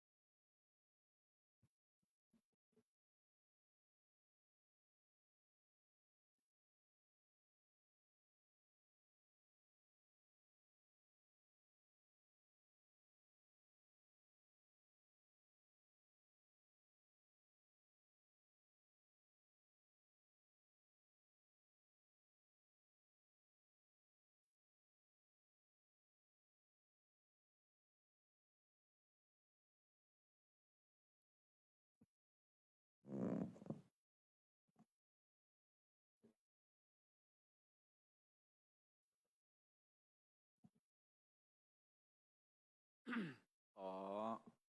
ถวายความเคารพพระเดชพระคุณพระเถรานุเถระทั้งหลาย ซึ่งมีพระเดชพระคุณพระเทพปัญญาเทพปริยัติโสพลเจ้าคณะจังหวัดกาญจนบุรีเป็นต้นเป็นประธาน ขอเจริญพรท่านผู้อำนวยการในส่วนงานของสำนักงานพระพุทธศาสนาแห่งชาติและเจ้าหน้าที่ทุกท่านในส่วนของงานอปต.ซึ่งเป็นส่วนหนึ่งของงานที่เราจัดอย่างยิ่งใหญ่ในวันนี้พรุ่งนี้และมะรืนนี้ซึ่งเรียกว่างานโครงการสืบสารในงานของพ่อนั่นก็คือที่สมเด็จพ่อนะได้พระราชทานทุนเล่าเรียนหลวงแด่คณะสงฆ์ไทยแล้วก็ซึ่ง ทุนเล่าเรียนหลวงนี้ก็ดำเนินการมาตั้งแต่ปี 2547 นะครับ 47 เมื่อเราดำเนินการมาพอสมควรแก่เวลาแล้วเราก็อยากจะเห็นผลลัพธ์และผลที่เกิดจากการดำเนินการเราจึงใช้แนวคิดในระบบของประกันคุณภาพทั่วไปนั่นแหละซึ่งเรียกว่า IPOI นั่นก็คือเมื่อ Input เข้ามาแล้วโดยใช้เวลาอยู่ระยะหนึ่งนะครับก็เกือบ20 ปีการ Input เข้าไปแล้วมันก็มีกระบวนการ Process นะครับเปิดสวิตช์ดำเนินการ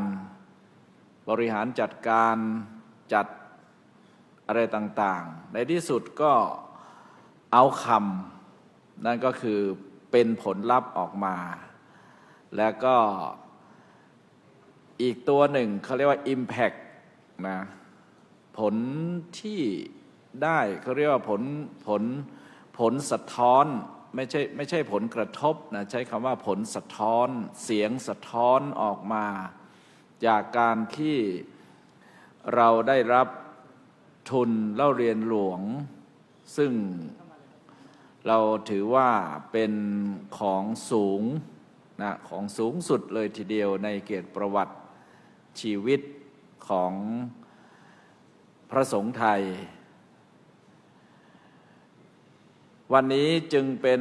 มหกรรมนะที่เราจัดให้มีการแสดงเอาพุทธและเอาคำของการที่เราได้รับทุนพระราชทานหรือทุนเล่าเรียนหลวงนี้จึงเกิดแนวคิดไอเดียขึ้นว่าเราจะนำผลลัพธ์หรือผลที่สะท้อนจากการที่เราได้รับทุนเล่าเรียนหลวงนั้นน่ะเอามาเผยแผ่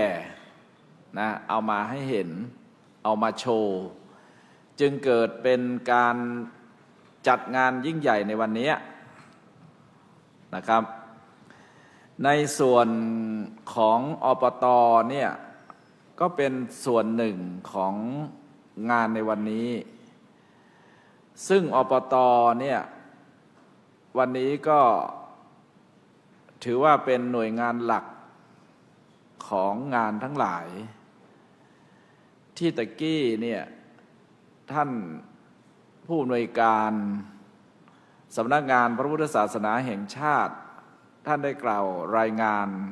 ต่อพระท่านองคมนตรีเนี่ยถ้าเราฟังทุกข้อความที่ท่านถวายรายงานเนี่ยเราจะเห็นว่าในส่วนของงานทุกอย่างที่จัดในวันนี้เนี่ยมันไปรวมลงอยู่ที่งานของอปต.นะครับ มันไปรวมลงอยู่ที่งานของอบต.เหมือนที่พระพุทธเจ้าตรัสว่าทำทั้งหลายทั้งปวงเนี่ยในที่สุดแล้วเนี่ยมันก็ไปรวมอยู่ที่ความไม่ประมาทเรามานั่งคลี่ดูงานอบต.ทั้ง8ด้านเนี่ยงานที่เราจัดแต่ละเต็นท์ในทุกอย่างเนี่ยทุกงานเนี่ยมันรวมยอดอยู่ที่อบต.หมดศีลสุขสัมสันศึกษากตัญสามัคคีศีลสุขสัมสันศึกษากตัญสามัคคีในภารกิจ8ด้านของงานอบต.นะครับศีลก็คือศีลธรรมคุณธรรมสุขก็คือสุขภาพอนามัยนะครับสุขภาวะหรือสุขพลานามัยสัมก็คือสัมมาอาชีพสันก็คือสันติสุขศึกก็คือศึกษาสงเคราะห์สิ่งสุขสัมศึกษาก็คือสาธารณสงเคราะห์กตัญอันที่7ก็คือความกตัญญูกตเวทีแล้วก็สามัคคี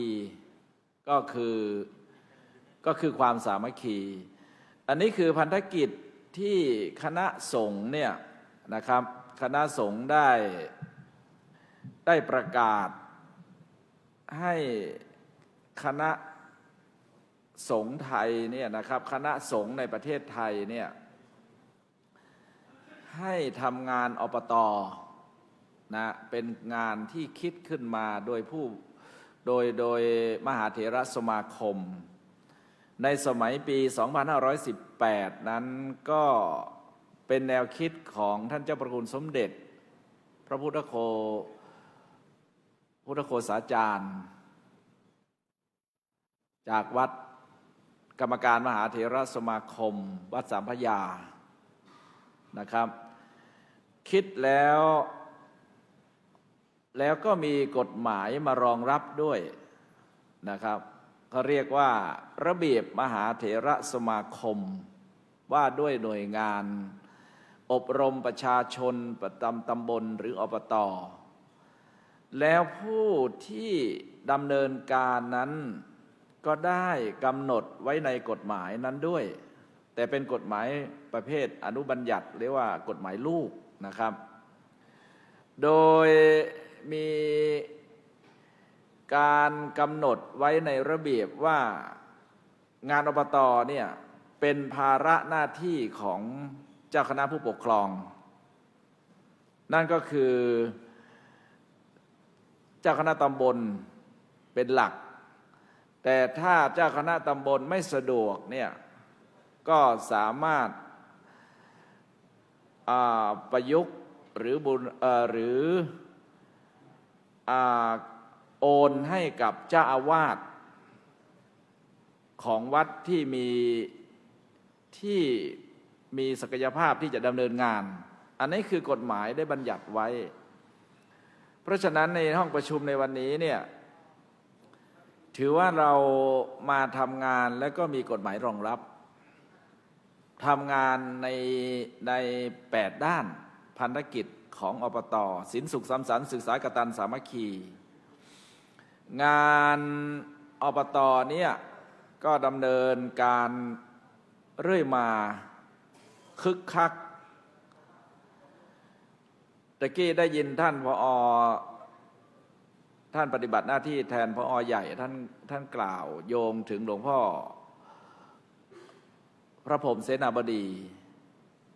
ซึ่งหลวงพ่อได้ให้โอวาทไว้ว่าเราไปหยิบงาน8ด้านนั้นน่ะเอามาดูเอามาวิจัยดูแล้วก็เราลองบูรณาการกันดูสิว่าในส่วนของแต่ละภูมิภาคนั้นมันเหมาะสมกับงานตรงไหนใช่ไหมครับถ้าเรามองกันพื้นๆเนี่ยในเซนส์ของงานอบต.เนี่ยเราก็คิดว่ามันน่าจะเป็นงานของชนบทมั้ง ใช่ไหมในงานส่วนภูมิภาคมั้งในภาคกลางหรือในกทมเนี่ยเขาคงไม่ทำงานอบตกันหรอกใช่ไหมฮะเพราะฉะนั้นเนี่ยเราก็จะเห็นว่างานอบตเนี่ยก็จะไปเด่นไปดังอยู่ทางภาคเหนือเป็นหลักจากนั้นก็มีทางภาคตะวันออกเฉียงเหนือจากนั้นก็ไปที่ภาคใต้ก็พอมีถ้ากลับมาที่ส่วนภาคกลางปรากฏว่าที่แซวๆกันว่าขึ้นป้ายแล้วก็ปิดป้ายไปโดยอัตโนมัติเลยหาไม่เจองานอบตจะไปทำอะไรจริงๆแล้วนะครับงานอบตทั้ง8ด้านเนี่ยเราสามารถเลือกเฟ้นแล้วเอาไปบูรณาการกับส่วนภูมิภาคหรือว่าส่วนเข้ากับสถานที่นั้นๆได้ศีลเนี่ยศีลธรรมคุณธรรมเนี่ยท่านลองคิดดูสิมันเหงาะเฉพาะภาคเหนือหรือภาคอีสานอย่างเดียวศีลธรรมคุณธรรมเนี่ยมันเป็นนามธรรมเพราะฉะนั้นเนี่ยเราทำงานอบตอยู่ในภาคกลางหรือในกทมเนี่ยตรงนี้สำคัญที่สุดที่จะต้องหยิบออกมาแล้วเอาไปเผยแผ่ใช่ไหมครับสัมมาศีลสุขภาพอนามัยโอเคนะครับเราอาจจะต้องไปให้ความรู้ความเข้าใจ ให้กับประชาชนก็โฟกัสไปที่คนในส่วนภูมิภาคเป็นหลักนั่นแหละนะให้เขารู้เรื่องสุขภาพอนามัยสัมมาอาชีพล่ะถ้าในกรุงเทพหรือในส่วนกลางเนี่ยเขามีดีพาร์ตเมนต์สโตร์มีอะไรเขาทำงานได้ดีแล้วเนี่ยเราก็ไปส่งเสริมชาวส่วนภูมิภาคให้ทำงานในเรื่องของการประกอบสัมมาอาชีพและการผลิตภัณฑ์สินค้าโอท็อปอะไรทั้งหลายเนี่ยซึ่งใช้วัดเป็นศูนย์กลางเนี่ยนะครับซึ่งในส่วนภูมิภาคนั้นก็ทำได้ดีมากใช่ไหมศีลสุขสันติสุขเป็นคุณธรรมเป็นนามธรรมลองสแกนดูในประเทศไทยดูสิสันติสุขเนี่ยเราควรจะไป empower หรือไป improve อยู่ในส่วนภูมิภาคไหนถ้าถามผมตอนนี้ผมก็ต้องคิดว่าอบต.ในภาคใต้นั่นแหละก็ควรจะ empower หรือ improve ตรงนี้ให้มันเยอะใช่ไหมครับถ้าเราไม่เกิดสันติสุขตรงนั้นตรงนี้ผู้ที่เป็นประธานอบต.ในส่วนของภาคใต้เนี่ยก็ต้องเขาเรียกว่าทำตรงนี้ให้เป็นพิเศษใช่ไหมฮะศีลสุขสำนักศึกษาสงเคราะห์ก็ในภูมิภาคไหนล่ะที่มีความต้องการซึ่งก็ต้องการทั้งหมดเลยใช่ไหมครับทุกภูมิภาคแหละที่เราต้องการเรื่องศึกษาสงเคราะห์แม้แต่งานในวันนี้นะจริงๆเนี่ยถ้าบูรณาการลงในส่วนของอบต.เนี่ยมันก็ลงในศึกษาสงเคราะห์กองทุนนักเรียนหลวงใช่ไหมครับเราตั้งด้วยกองทุนนักเรียนหลวงในวันนี้พอไปฟังรายงานของท่านผอ.ใหญ่ผอ.สำนักงานพุทธศาสนาแห่งชาติเนี่ยปรากฏว่าบูรณาการลงในอบต.หมดเลยท่านลองคิดดูดิถ้าไปเดี๋ยวท่านเดินไปท่านไปดูซุ้มหมู่บ้านรักษาศีล5อันนั้นก็คืองานอบต.ภารกิจข้อที่1เสร็จแล้วเดินต่อไปซุ้มของวัด5 สอใช่ไหมครับก็งานอบต.ตรงไหนก็คือสุขภาพอนามัยเราต้องการทำวัดให้มันสะอาดเป็นศูนย์รวมจิตใจใช่ไหมครับศีลสุขสัมมาอาชีพซึ่งมันก็ซ้อนอยู่ในของเต็นท์ของศีล5และวัด5 สออะไรต่างๆที่เอามาโชว์กันนั่นน่ะ มันก็เป็นมันไม่ใช่ผลลัพธ์โดยตรง แต่มันไม่ใช่เป็นกรรมตรง แต่มันเป็นกรรมรองเขาเรียกว่าเป็นผลพลอยได้ใช่ไหมครับเมื่อเรานำด้วยศีลธรรมคุณธรรมแล้วเนี่ยเราก็สามารถเอาตัวนี้เป็นกรรมรองได้นั่นก็คือเอางานสัมมาอาชีพเอาของมาขายอ่ะที่เราพูดว่าศีลห้ากินได้อะไรทำนองนี้นะครับสิงสุขสันติสุขมันก็มารวมอยู่ที่ของเราใช่ไหมครับถ้ามันไม่ไปโผล่ที่เต็นท์อื่นนั่นก็คือเต็นท์ของเราศึกก็คือศึกษาสงเคราะห์ก็ไปเต็นท์ของมจรไปเต็นท์ของมมรไปเต็นท์ของกองบาลีอันนี้คือศึกษาสงเคราะห์ใช่ไหมครับสาธารณสงเคราะห์ล่ะก็คืองานอบต.กตัญญูล่ะ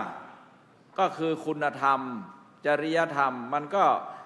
ก็เป็น abstract noun เป็นอะไรที่ซึมอยู่ทุกที่ทุกแห่งนั่นแหละและสามัคคีใช่ไหมครับเพราะฉะนั้นเนี่ยในส่วนของอบต.เนี่ยมันเหมือนกับว่ามันเป็นหลักแกนใหญ่เลยทีเดียวนะครับถ้าเราวิจัยให้ดีเนี่ยงานนี้เสาหลักคืออบต.นะครับถ้าเราเอางานทั้ง8ด้านมากระจายเนี่ยในที่สุดมันรวมลงที่อบต.หมดเลยใช่ไหมครับงานอบต.เนี่ยจริงๆแล้วเนี่ยอันนี้ผมพูดในพันธกิจของอบต.นะครับ8ด้านแต่ถ้าพูดในพันธกิจของคณะสงฆ์เนี่ยคือ1การปกครอง2การศึกษา3การเผยแผ่4การสาธารณูปการ5ศึกษาสงเคราะห์6สาธารณสงเคราะห์เนี่ยงานอบต.เนี่ยคณะสงฆ์แอดไซน์ให้อยู่ภายใต้ของงานด้านสาธารณสงเคราะห์ในพันธกิจใหญ่ของคณะสงฆ์ตามพรบเนี่ยเขาเรียกว่า4+1การปกครองการศึกษาการเผยแผ่และสาธารณูปการนั่นน่ะมันติดมาทุกพรบนะครับเมื่อเรามีการปรับปรุงพรบสงฆ์05มาปรับปรุงเมื่อปี35เนี่ยเราเพิ่มงานขึ้นมาอีก2ด้านก็คืองานศึกษาสงเคราะห์และสาธารณสงเคราะห์แต่ถ้าเราวิเคราะห์งานคณะสงฆ์ให้ดีเนี่ยงานศึกษาสงเคราะห์และสาธารณสงเคราะห์เนี่ยมันเป็นงานเขาเรียกว่า CSR นะถ้าทางโลกเขาเรียกว่า CSR Corporate Social Responsibility ซึ่งหน่วยงานหลักใหญ่ๆทั้งหลายเนี่ยเขาก็จะทำกันเราพลิกกลับมาดูงานด้านการปกครองงานด้านศึกษางานด้านการเผยแผ่และด้านสาธารณูปการเนี่ยมันเป็นงานตามอำนาจหน้าที่ของคณะสงฆ์ที่จะต้องทำแต่พอมาบวกอีก2ด้านเนี่ยงานศึกษาสงเคราะห์และนาสาธารณสงเคราะห์เนี่ยมันเป็นงาน CSR นะถ้าเราพิจารณาเราวิเคราะห์ให้ดีนะผมถือว่าเป็นงาน CSR ที่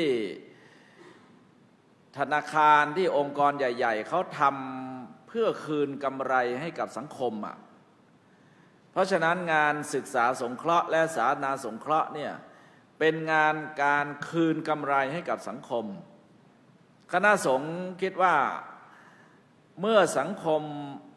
อุปถัมภ์ศรัทธาทนุบำรุงพระพุทธศาสนาเราทำหน้าที่ของเราทั้ง4ด้านคือด้านการปกครองด้านการเผยแผ่ด้านสาธารณูปการด้านการเผยแผ่ด้านศึกษาด้านการปกครองด้านการศึกษาด้านการเผยแผ่ด้านสาธารณูปการแล้วเนี่ยเราควรจะคืนกำไรให้กับสังคม อันนี้คือแนวคิด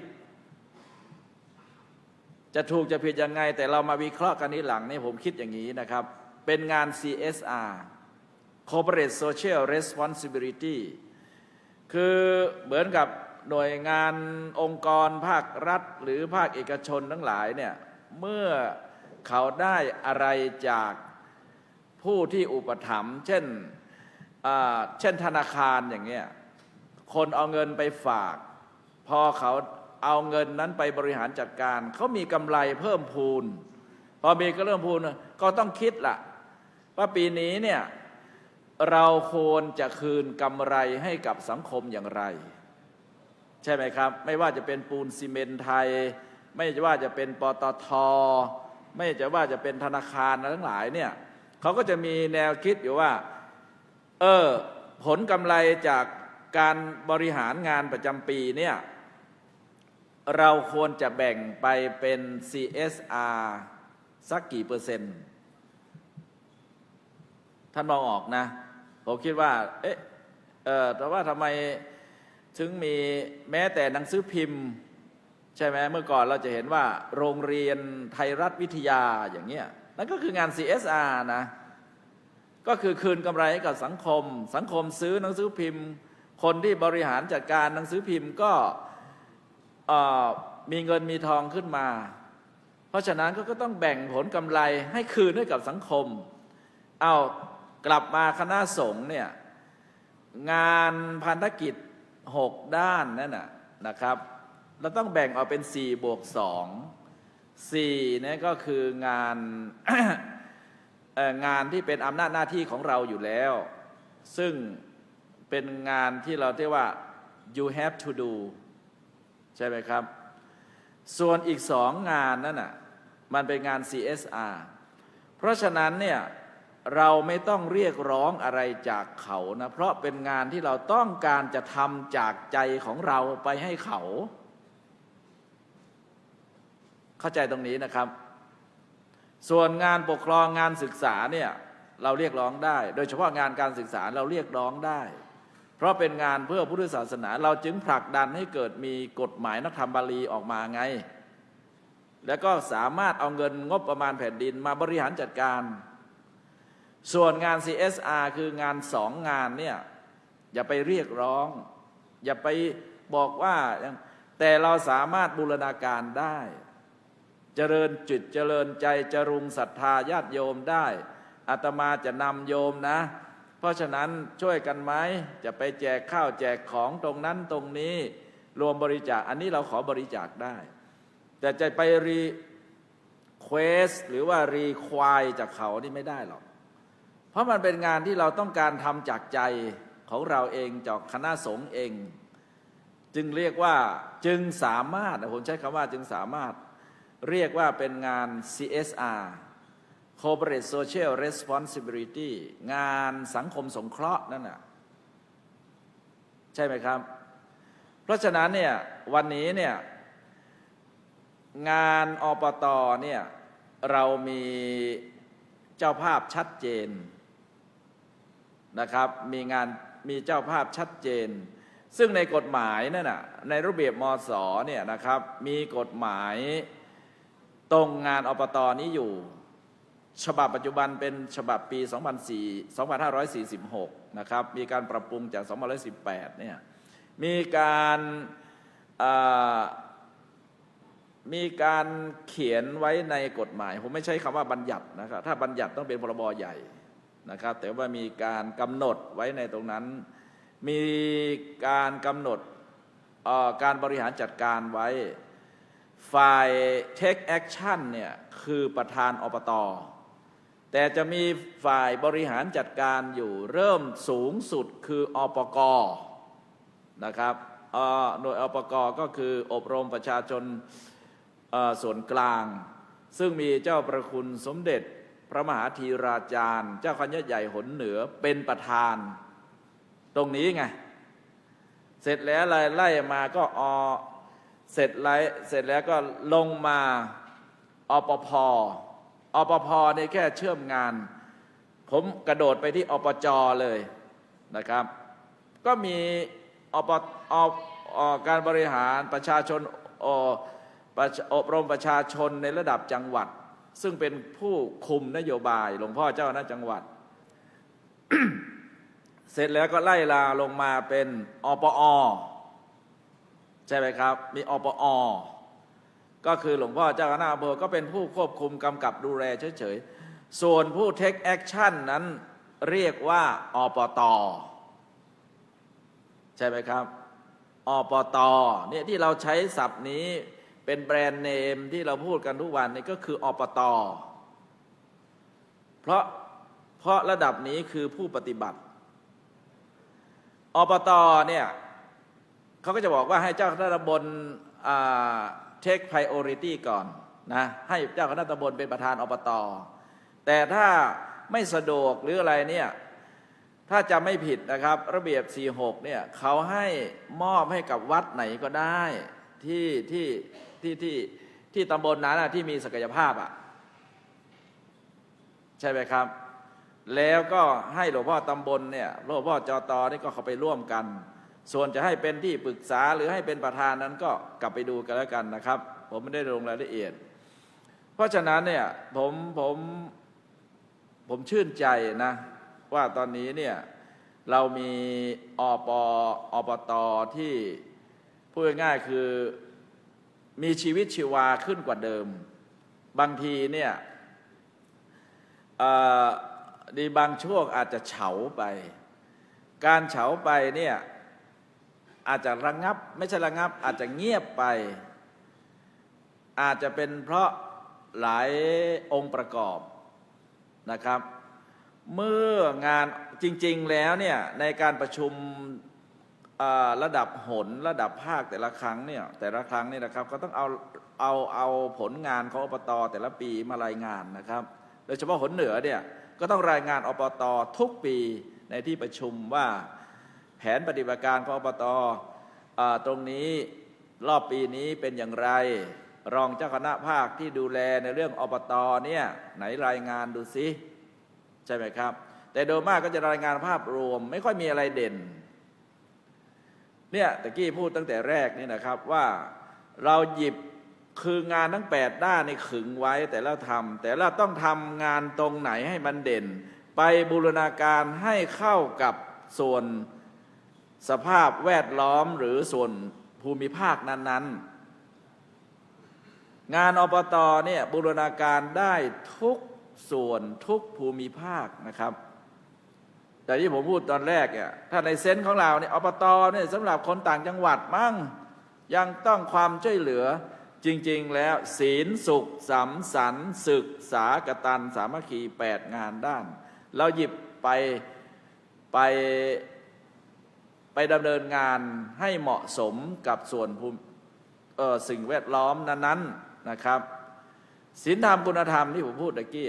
ใช่ไหมครับมันได้ทุกภูมิภาคเลยสุขภาพอนามัย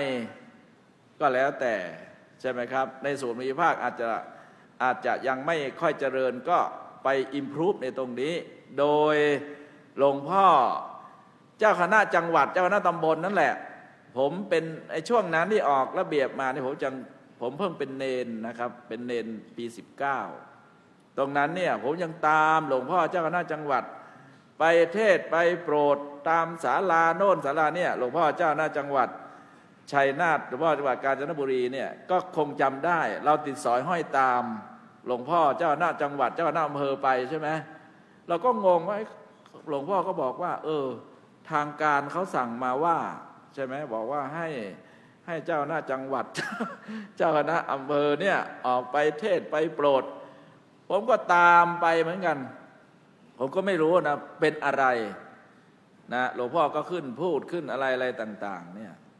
แต่มันมาดรอปอยู่ในช่วงหนึ่งที่เราเห็นว่าอบตนี่ต้องทำอยู่หรือเปล่าจริงๆมันต้องทำพอมาใน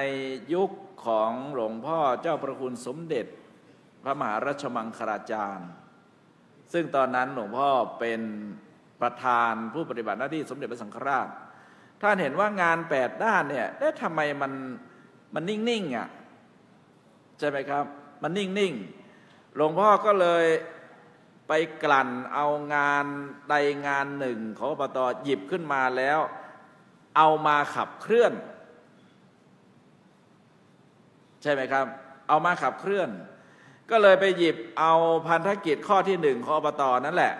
คือศีลธรรมคุณธรรมเนี่ยเอามาขับเคลื่อนโดยใช้แบรนด์เนมว่าโครงการหมู่บ้านรักษาศีลห้าใช่ไหมครับเนี่ยดูดีป้ายเนี่ยผมบรรยายเนี่ยผมจะพยายามขับให้เห็นถ้าเราขับไม่เห็นขับเคลื่อนมองภาพไม่เห็นเนี่ยเราจะเข้าใจไว้อะไรกันเนี่ยงานคณะสงฆ์เนี่ยสับสนปนเปซ้ำซ้อนกูเพิ่งเก็บเต็นท์หมู่บ้านศีลห้าได้งานอบต.โผล่มาอีกแล้ว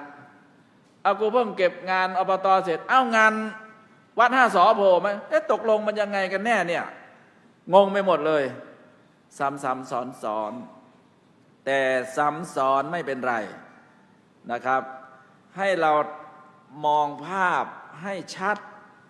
ถ้าเรามองภาพชัดแล้วเนี่ยเราก็อาจจะหาวิธีการบูรณาการกันก็ได้อบต.จะมาเดือนไหนศีลห้าจะมาเดือนไหนสอห้าจะมางี้ก็แล้วกันเรารวบไปวันนั้นซะเลยเพราะไหนๆมันก็เป็นอันเดียวกันน่ะเพราะงานหมู่บ้านรักษาศีลห้ากับโครงการวัดประชารัฐสังสุนมันเป็นสับเซตของงานอบต.นะภาษาคณิตศาสตร์เขาเรียกว่าเป็นสับเซตของงานอบต.งานโครงการหมู่บ้านรักษาศีลห้านั้นก็คืองานที่กลั่นออกมาจากที่เราคิดกันครั้งแรกก็คืองานด้านศีลธรรมคุณธรรมนั่นแหละในยุคของปี 2557 อะไรนี่นะ57 50อะไรเนี่ยเพราะฉะนั้นเนี่ยต่อมาเรามี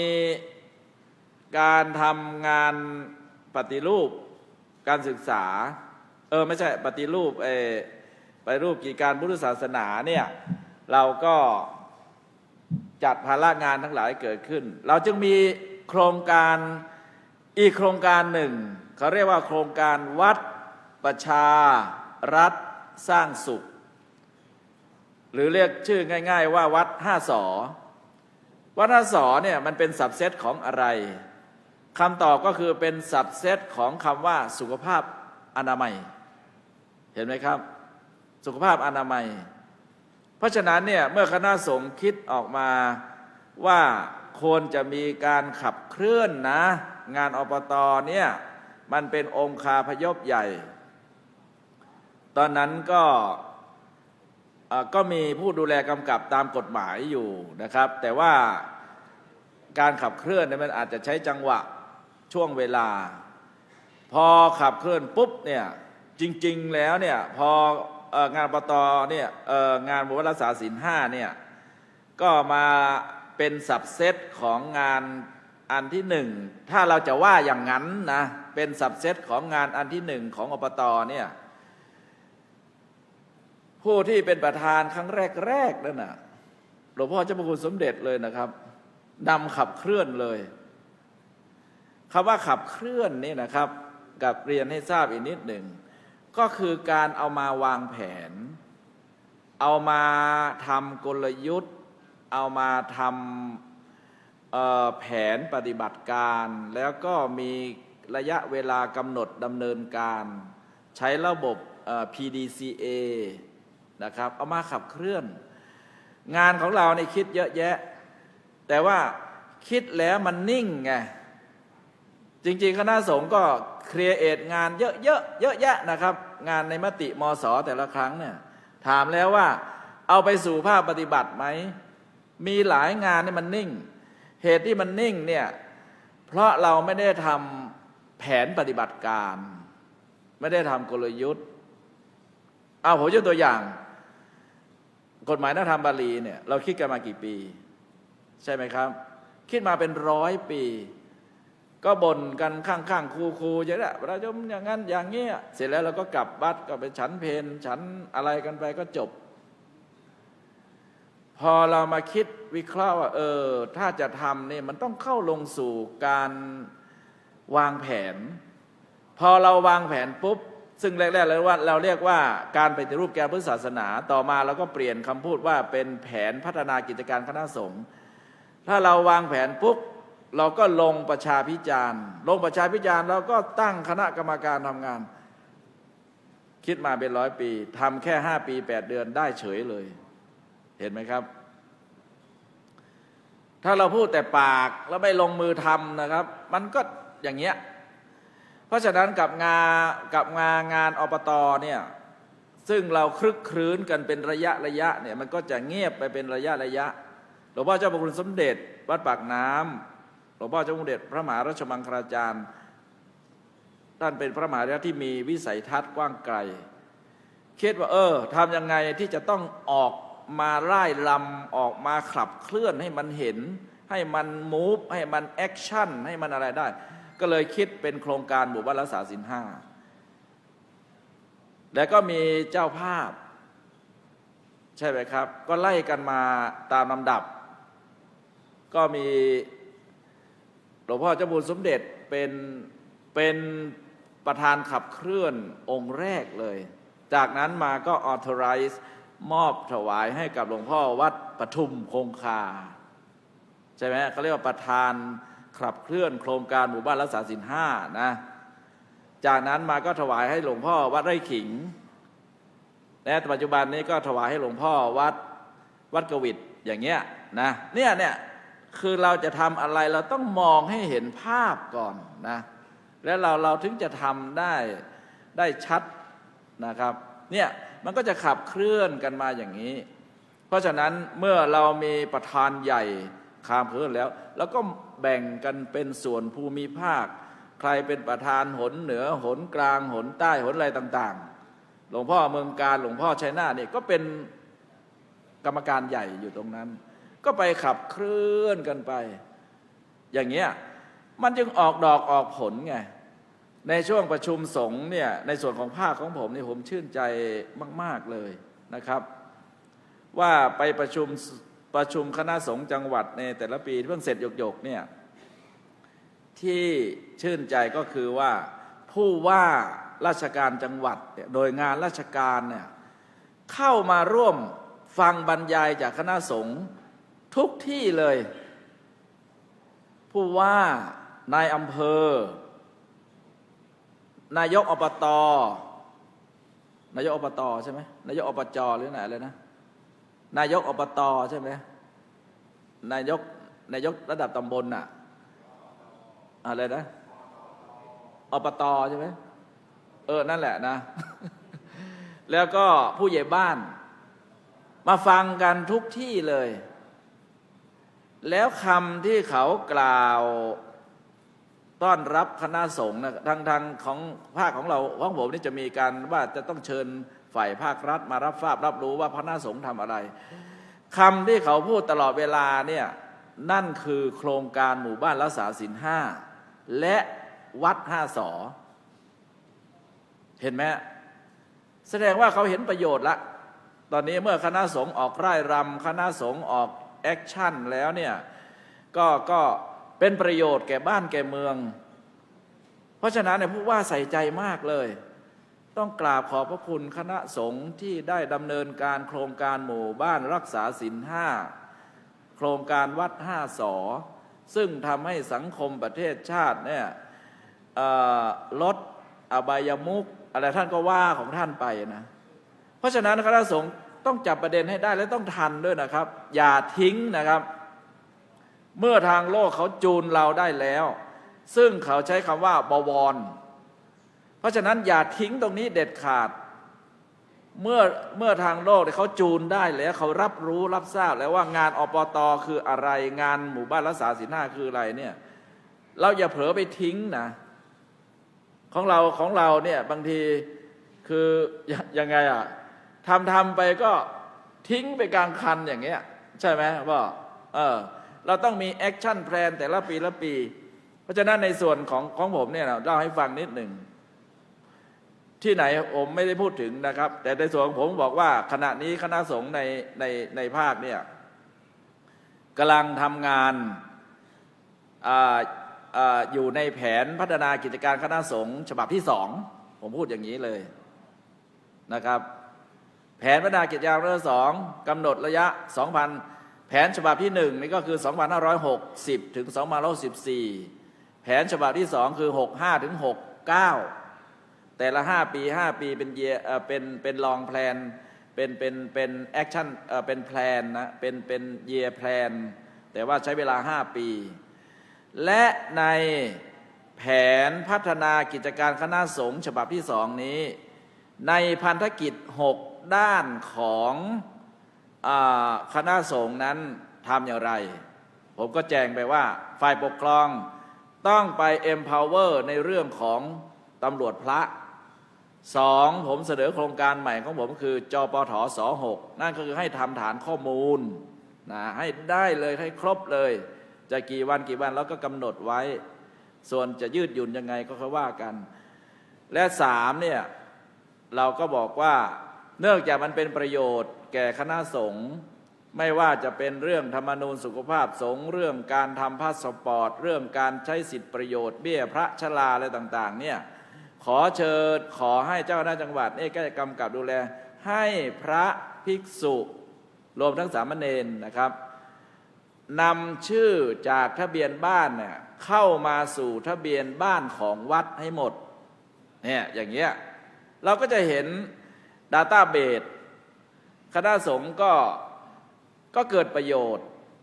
รวมถึงการขอสมณศักดิ์ด้วยอย่างเงี้ยวันหลังเราก็จะบอกว่าก็ไม่ต้องไปดูหลายครั้งเพราะเวลาเราขอสมณศักดิ์เราก็แนบทะเบียนบ้านของวัดเข้ามาโอ้มีพระอยู่เรียบร้อยแล้วจบอย่างเงี้ยผู้ใหญ่บ้านก็ต้องไปตรวจไปอะไรอีกซ้ำแล้วซ้ำอีกอะไรอยู่มันเลยต่างกรรมต่างเวลากันมันไม่ตรงกันนะผู้ใหญ่บ้านก็ไปเห็นวัดเรามีจำนวนเท่านั้นเท่านี้ก็ว่าไปตามความจริง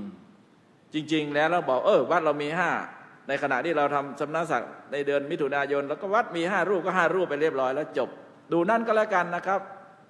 ดูนั้นก็แล้วกันอาตมาแนบเอกสารไม่ให้เรียบร้อยแล้วจบนี่เป็นทางการด้วยอย่างเงี้ยนะก็เลยชี้เห็นประโยชน์ต้องเข้าใจธรรมชาติของมนุษย์นะครับที่ไหนมีการเปลี่ยนแปลงที่นั่นมีการต่อต้านนี่เป็นเรื่องธรรมดานะครับคือของอะไรใหม่ๆเข้ามาเนี่ยมันก็จะเป็นเรื่องอะไรที่มาสู่ร่างกายของเรามันไม่เคยปกติเนี่ยเราก็ต้องเกิดแต่ถ้าเราอธิบายให้เข้าใจนะครับมันเป็นประโยชน์แก่ท่านนั่นแหละมันเป็นประโยชน์แก่ตัวของท่านเองไม่ว่าจะเป็นเบี้ยพระชรายกเว้นเจ้าอาวาสใช่ไหมครับถ้าเราไม่มีชื่อแม้แก่การทำพาสปอร์ตของสตภ.อย่างเงี้ยเป็นพระเขาต้องเอาชื่ออยู่ในสตภ.ไม่ใช่สตภ.เป็นคนกำหนดนะครับกระทรวงต่างประเทศเป็นคนกำหนดอย่างเงี้ยเราอธิบายให้เข้าใจท่านก็เห็นดีเห็นงามด้วยสิทธิประโยชน์ในการรักษาพยาบาลตามธรรมนูญสุขสงฆ์แห่งชาติอย่างเงี้ยถ้าท่านไม่มีชื่อมีอะไรอยู่นั่นการไปทำธุรกรรมในที่ธนาคารอะไรต่างๆถ้าเราไม่มีชื่ออยู่ในทะเบียนบ้านของวัดเราก็จะเสียประโยชน์เบี้ยพระชราเบี้ยอะไรต่างๆอย่างนี้เป็นต้นท่านก็ชื่นใจท่านก็เข้าใจเนี่ยก่อนจะทำอะไรเราก็ต้องอธิบายให้ท่านฟังเขาก็ใช้เทคนิคของการบริหารกิจการคณะสงฆ์เขาใช้คำว่าคุมแลแนะชี้สั่งนะเขาจะมีอยู่5ขั้นตอนอันดับแรกต้องควบคุมดูแลคุมสถานการณ์ให้ได้ก่อนเสร็จนั้นก็ต้องดูต้องแลต้องแนะต้องนำต้องชี้ต้องแจงถ้าถึงขั้นนี้แล้วเนี่ยก็ยังไม่ประสบความสำเร็จเราก็ใช้วิธีสั่งการนะครับอันนี้กระบวนการกฎหมายของคณะสงฆ์เวลาท่านไปดูให้ดีเนี่ยท่านก็จะเห็นว่าเขามีเขาเรียกว่าเขามีเทคนิคในการเขียนอยู่ผู้อยู่ใต้บังคับบัญชาหรือผู้อยู่ในบังคับบัญชาผมถามนิดหนึ่งในพรบสงฆ์เขาเขียนว่าไงฮะในภาษากฎหมายเขาเรียกว่าให้เจ้าคณะตำบลควบคุมดูแลผู้อยู่ในบังคับบัญชาสระไอนอหนู เขาไม่ใช้คำว่าใต้นะครับนี่ยังเห็นเยอะอยู่เวลาเราเขียนอะไรต่างๆ สั่งผู้ใต้บังคับบัญชาไม่ใช่ไปดูให้ดีนะครับเขาใช้ว่าผู้อยู่ในบังคับบัญชาเจ้าคณะผู้ปกครองต้องสุภาพต่อผู้บังคับบัญชาและผู้อยู่ในบังคับบัญชากลับไปดูนะครับหลวงพ่อครูบาอาจารย์ทั้งหลายบางทีเราอ่านเลยอ่านลวกๆไม่วิเคราะห์ไปตามตัวนะครับเพราะฉะนั้นเนี่ยกลับมาเรื่องของงานอบต.งานอบต.เนี่ยมันเป็นงานที่ผมเรียกว่าเป็น CSR นะครับเป็น Corporate Social Responsibility เป็นงานที่เรามีใจที่จะทำให้กับสังคมคืนกำไรให้กับสังคมเพราะฉะนั้นเราทำแล้วเราก็มีความสุขแต่ผู้ให้ย่อมเป็นที่รักผู้มือของผู้ให้เนี่ยมันสูงกว่ามือคนที่รับเราไปแจกของก็ดีเราไปช่วยเหลือผู้ประสบทุกข์ภัยทั้งหลายก็ดีเนี่ยมันมีความสุขใจ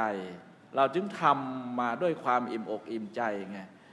ส่วนที่จะได้ให้ใครช่วยสนับสนุนนั้นก็เป็นเรื่องที่เขาศรัทธาของเราอันนี้ก็ต้องทำความเข้าใจว่าคณะสงฆ์ของเราเนี่ยไม่ได้อยู่เพียงพระธรรมวินัยอย่างเดียวเรายังมีกฎหมายสงฆ์ในกฎหมายสงฆ์นั้นน่ะท่านบัญญัติไว้ให้คณะสงฆ์ทำงานถึง6 ด้านเวลาโยมถามว่ามีงานอะไรก็มันเป็นกิจของสงฆ์หรือเปล่าเนี่ยเห็นมาผัดกะเพราเห็นมาผัดเช่นก๋วยเตี๋ยวอยู่เนี่ยบอกว่าตามพระธรรมวินัยมันอาจจะไม่มีหรอกไปนั่งรอยเขาถวายเพลอยู่นั่นแหละแต่ว่าในกฎหมายสงฆ์สำหรับพระสงฆ์ในประเทศไทยเนี่ยเขาบัญญัติไว้ให้พระทำถ้าเราอธิบายได้ดังนี้นะโยมก็จะเข้าใจบางทีโยมก็อะไรเนี่ยมันเป็นกิจของสงฆ์หรือเปล่าเนี่ยหลวงพ่อจชัยนาทไปขุดน้ำบาดาลทั่วภาคทั่วจังหวัดนี่เป็นกิจของสงฆ์หรือเปล่าเนี่ยก็มันเป็นงานที่เขาบัญญัติให้อาตมาทำอ่ะ ใช่ป่ะ หลวงพ่อเมืองการต้องเหน็ดเหนื่อยไปทั่วประเทศทั่วภาคกลางภาคเหนือไปงานอบต.ไปงานหมู่บ้านรักษาศีล5เลยนะนี่เป็นกิจของสงฆ์หรือเปล่าเนี่ยก็กฎหมายบัญญัติให้อาตมาทำอ่ะถ้าอาตมาไม่ทำอาตมาก็ถือว่าละเว้นปฏิบัติหน้าที่นะเนี่ยถ้าเราเข้าใจอย่างนี้โดยเฉพาะสำนักงานพุทธศาสนาแห่งชาติก็เป็นตัวกลางเชื่อมให้เข้าใจเนี่ยคิดว่าสังคมไทยและคณะสงฆ์นี่ก็จะไปด้วยกันก็จะเกื้อกูลกันอย่างนี้นะครับเพราะฉะนั้นวันนี้เนี่ยในหัวข้อเนี่ยคณะกรรมการบอกว่าให้มาบรรยายเรื่องสืบสารต่อยอดพัฒนาบูรณาการและข้อเสนอแนะผมก็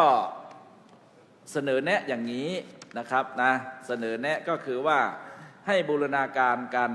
แล้วก็ดูในพื้นที่ตรงไหนที่เราควรจะ improve ตรงไหนเราควรจะ empower ให้มันได้มันขึ้นอยู่กับสถานะภูมิภาคนั้นๆนะครับคิดว่าวันนี้หลวงพ่อก็มาทั้งทั่วประเทศนะครับทั้งภาคเหนือภาคใต้ภาคกลางอะไรต่างๆลองเอางาน8ด้านของอบต.นี่มาคลี่ดูนั่นก็คืองานศีล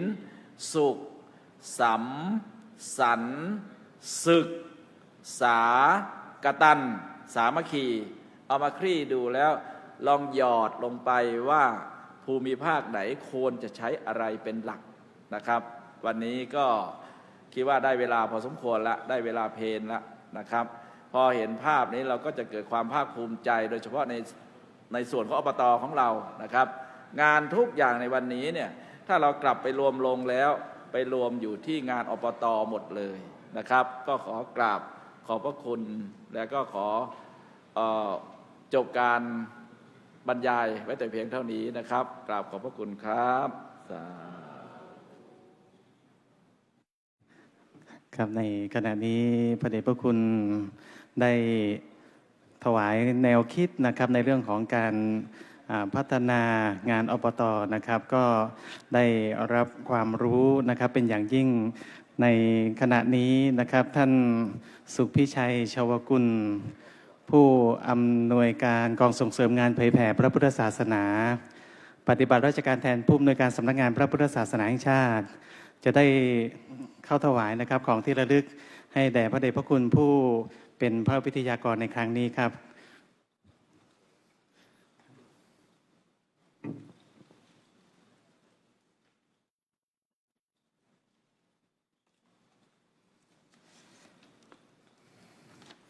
ครับพระเดชพระคุณพระธรรมวชิโรดมนะครับได้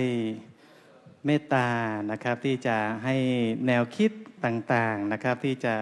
ได้เป็นประโยชน์ในการดำเนินงานของอบต.นะครับ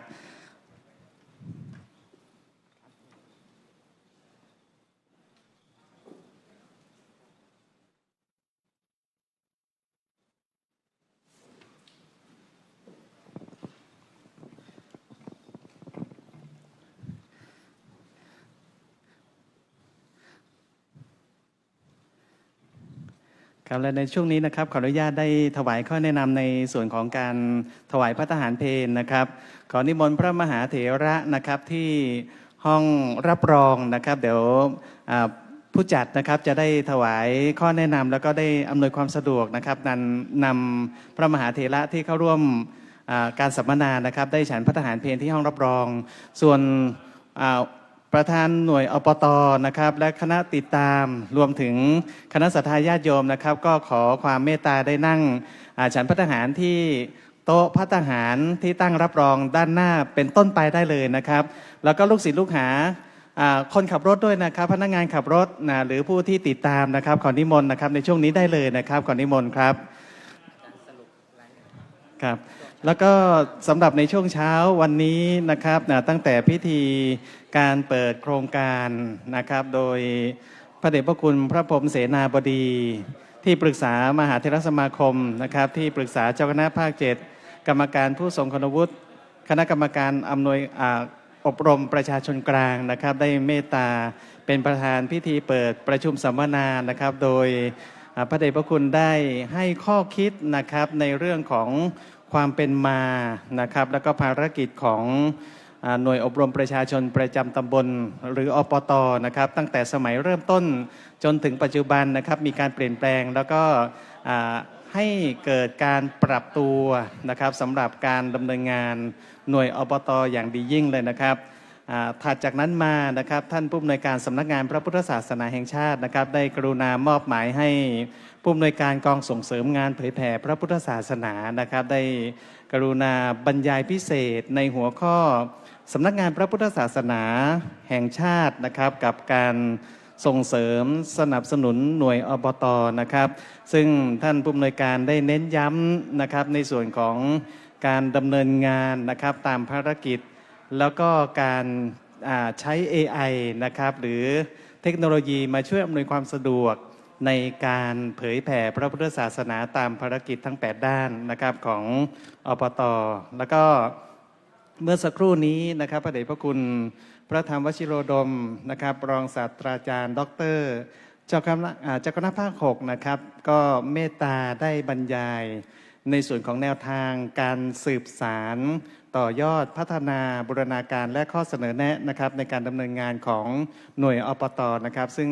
ในเช้าวันนี้นะครับก็ได้รับความรู้นะครับได้รับข้อแนะนำอย่างครบถ้วนสมบูรณ์เลยทีเดียวนะครับแล้วก็ในภาคบ่ายก็จะได้มีการเสวนาเพิ่มเติมนะครับฉะนั้นในภาคเช้าตอนนี้นะครับก็ขออนุญาตได้ยุติเสียงสักครู่นะครับแล้วภาคบ่ายได้ขอความพร้อมเวลาประมาณ 12:30 น.ครับขอบพระคุณครับ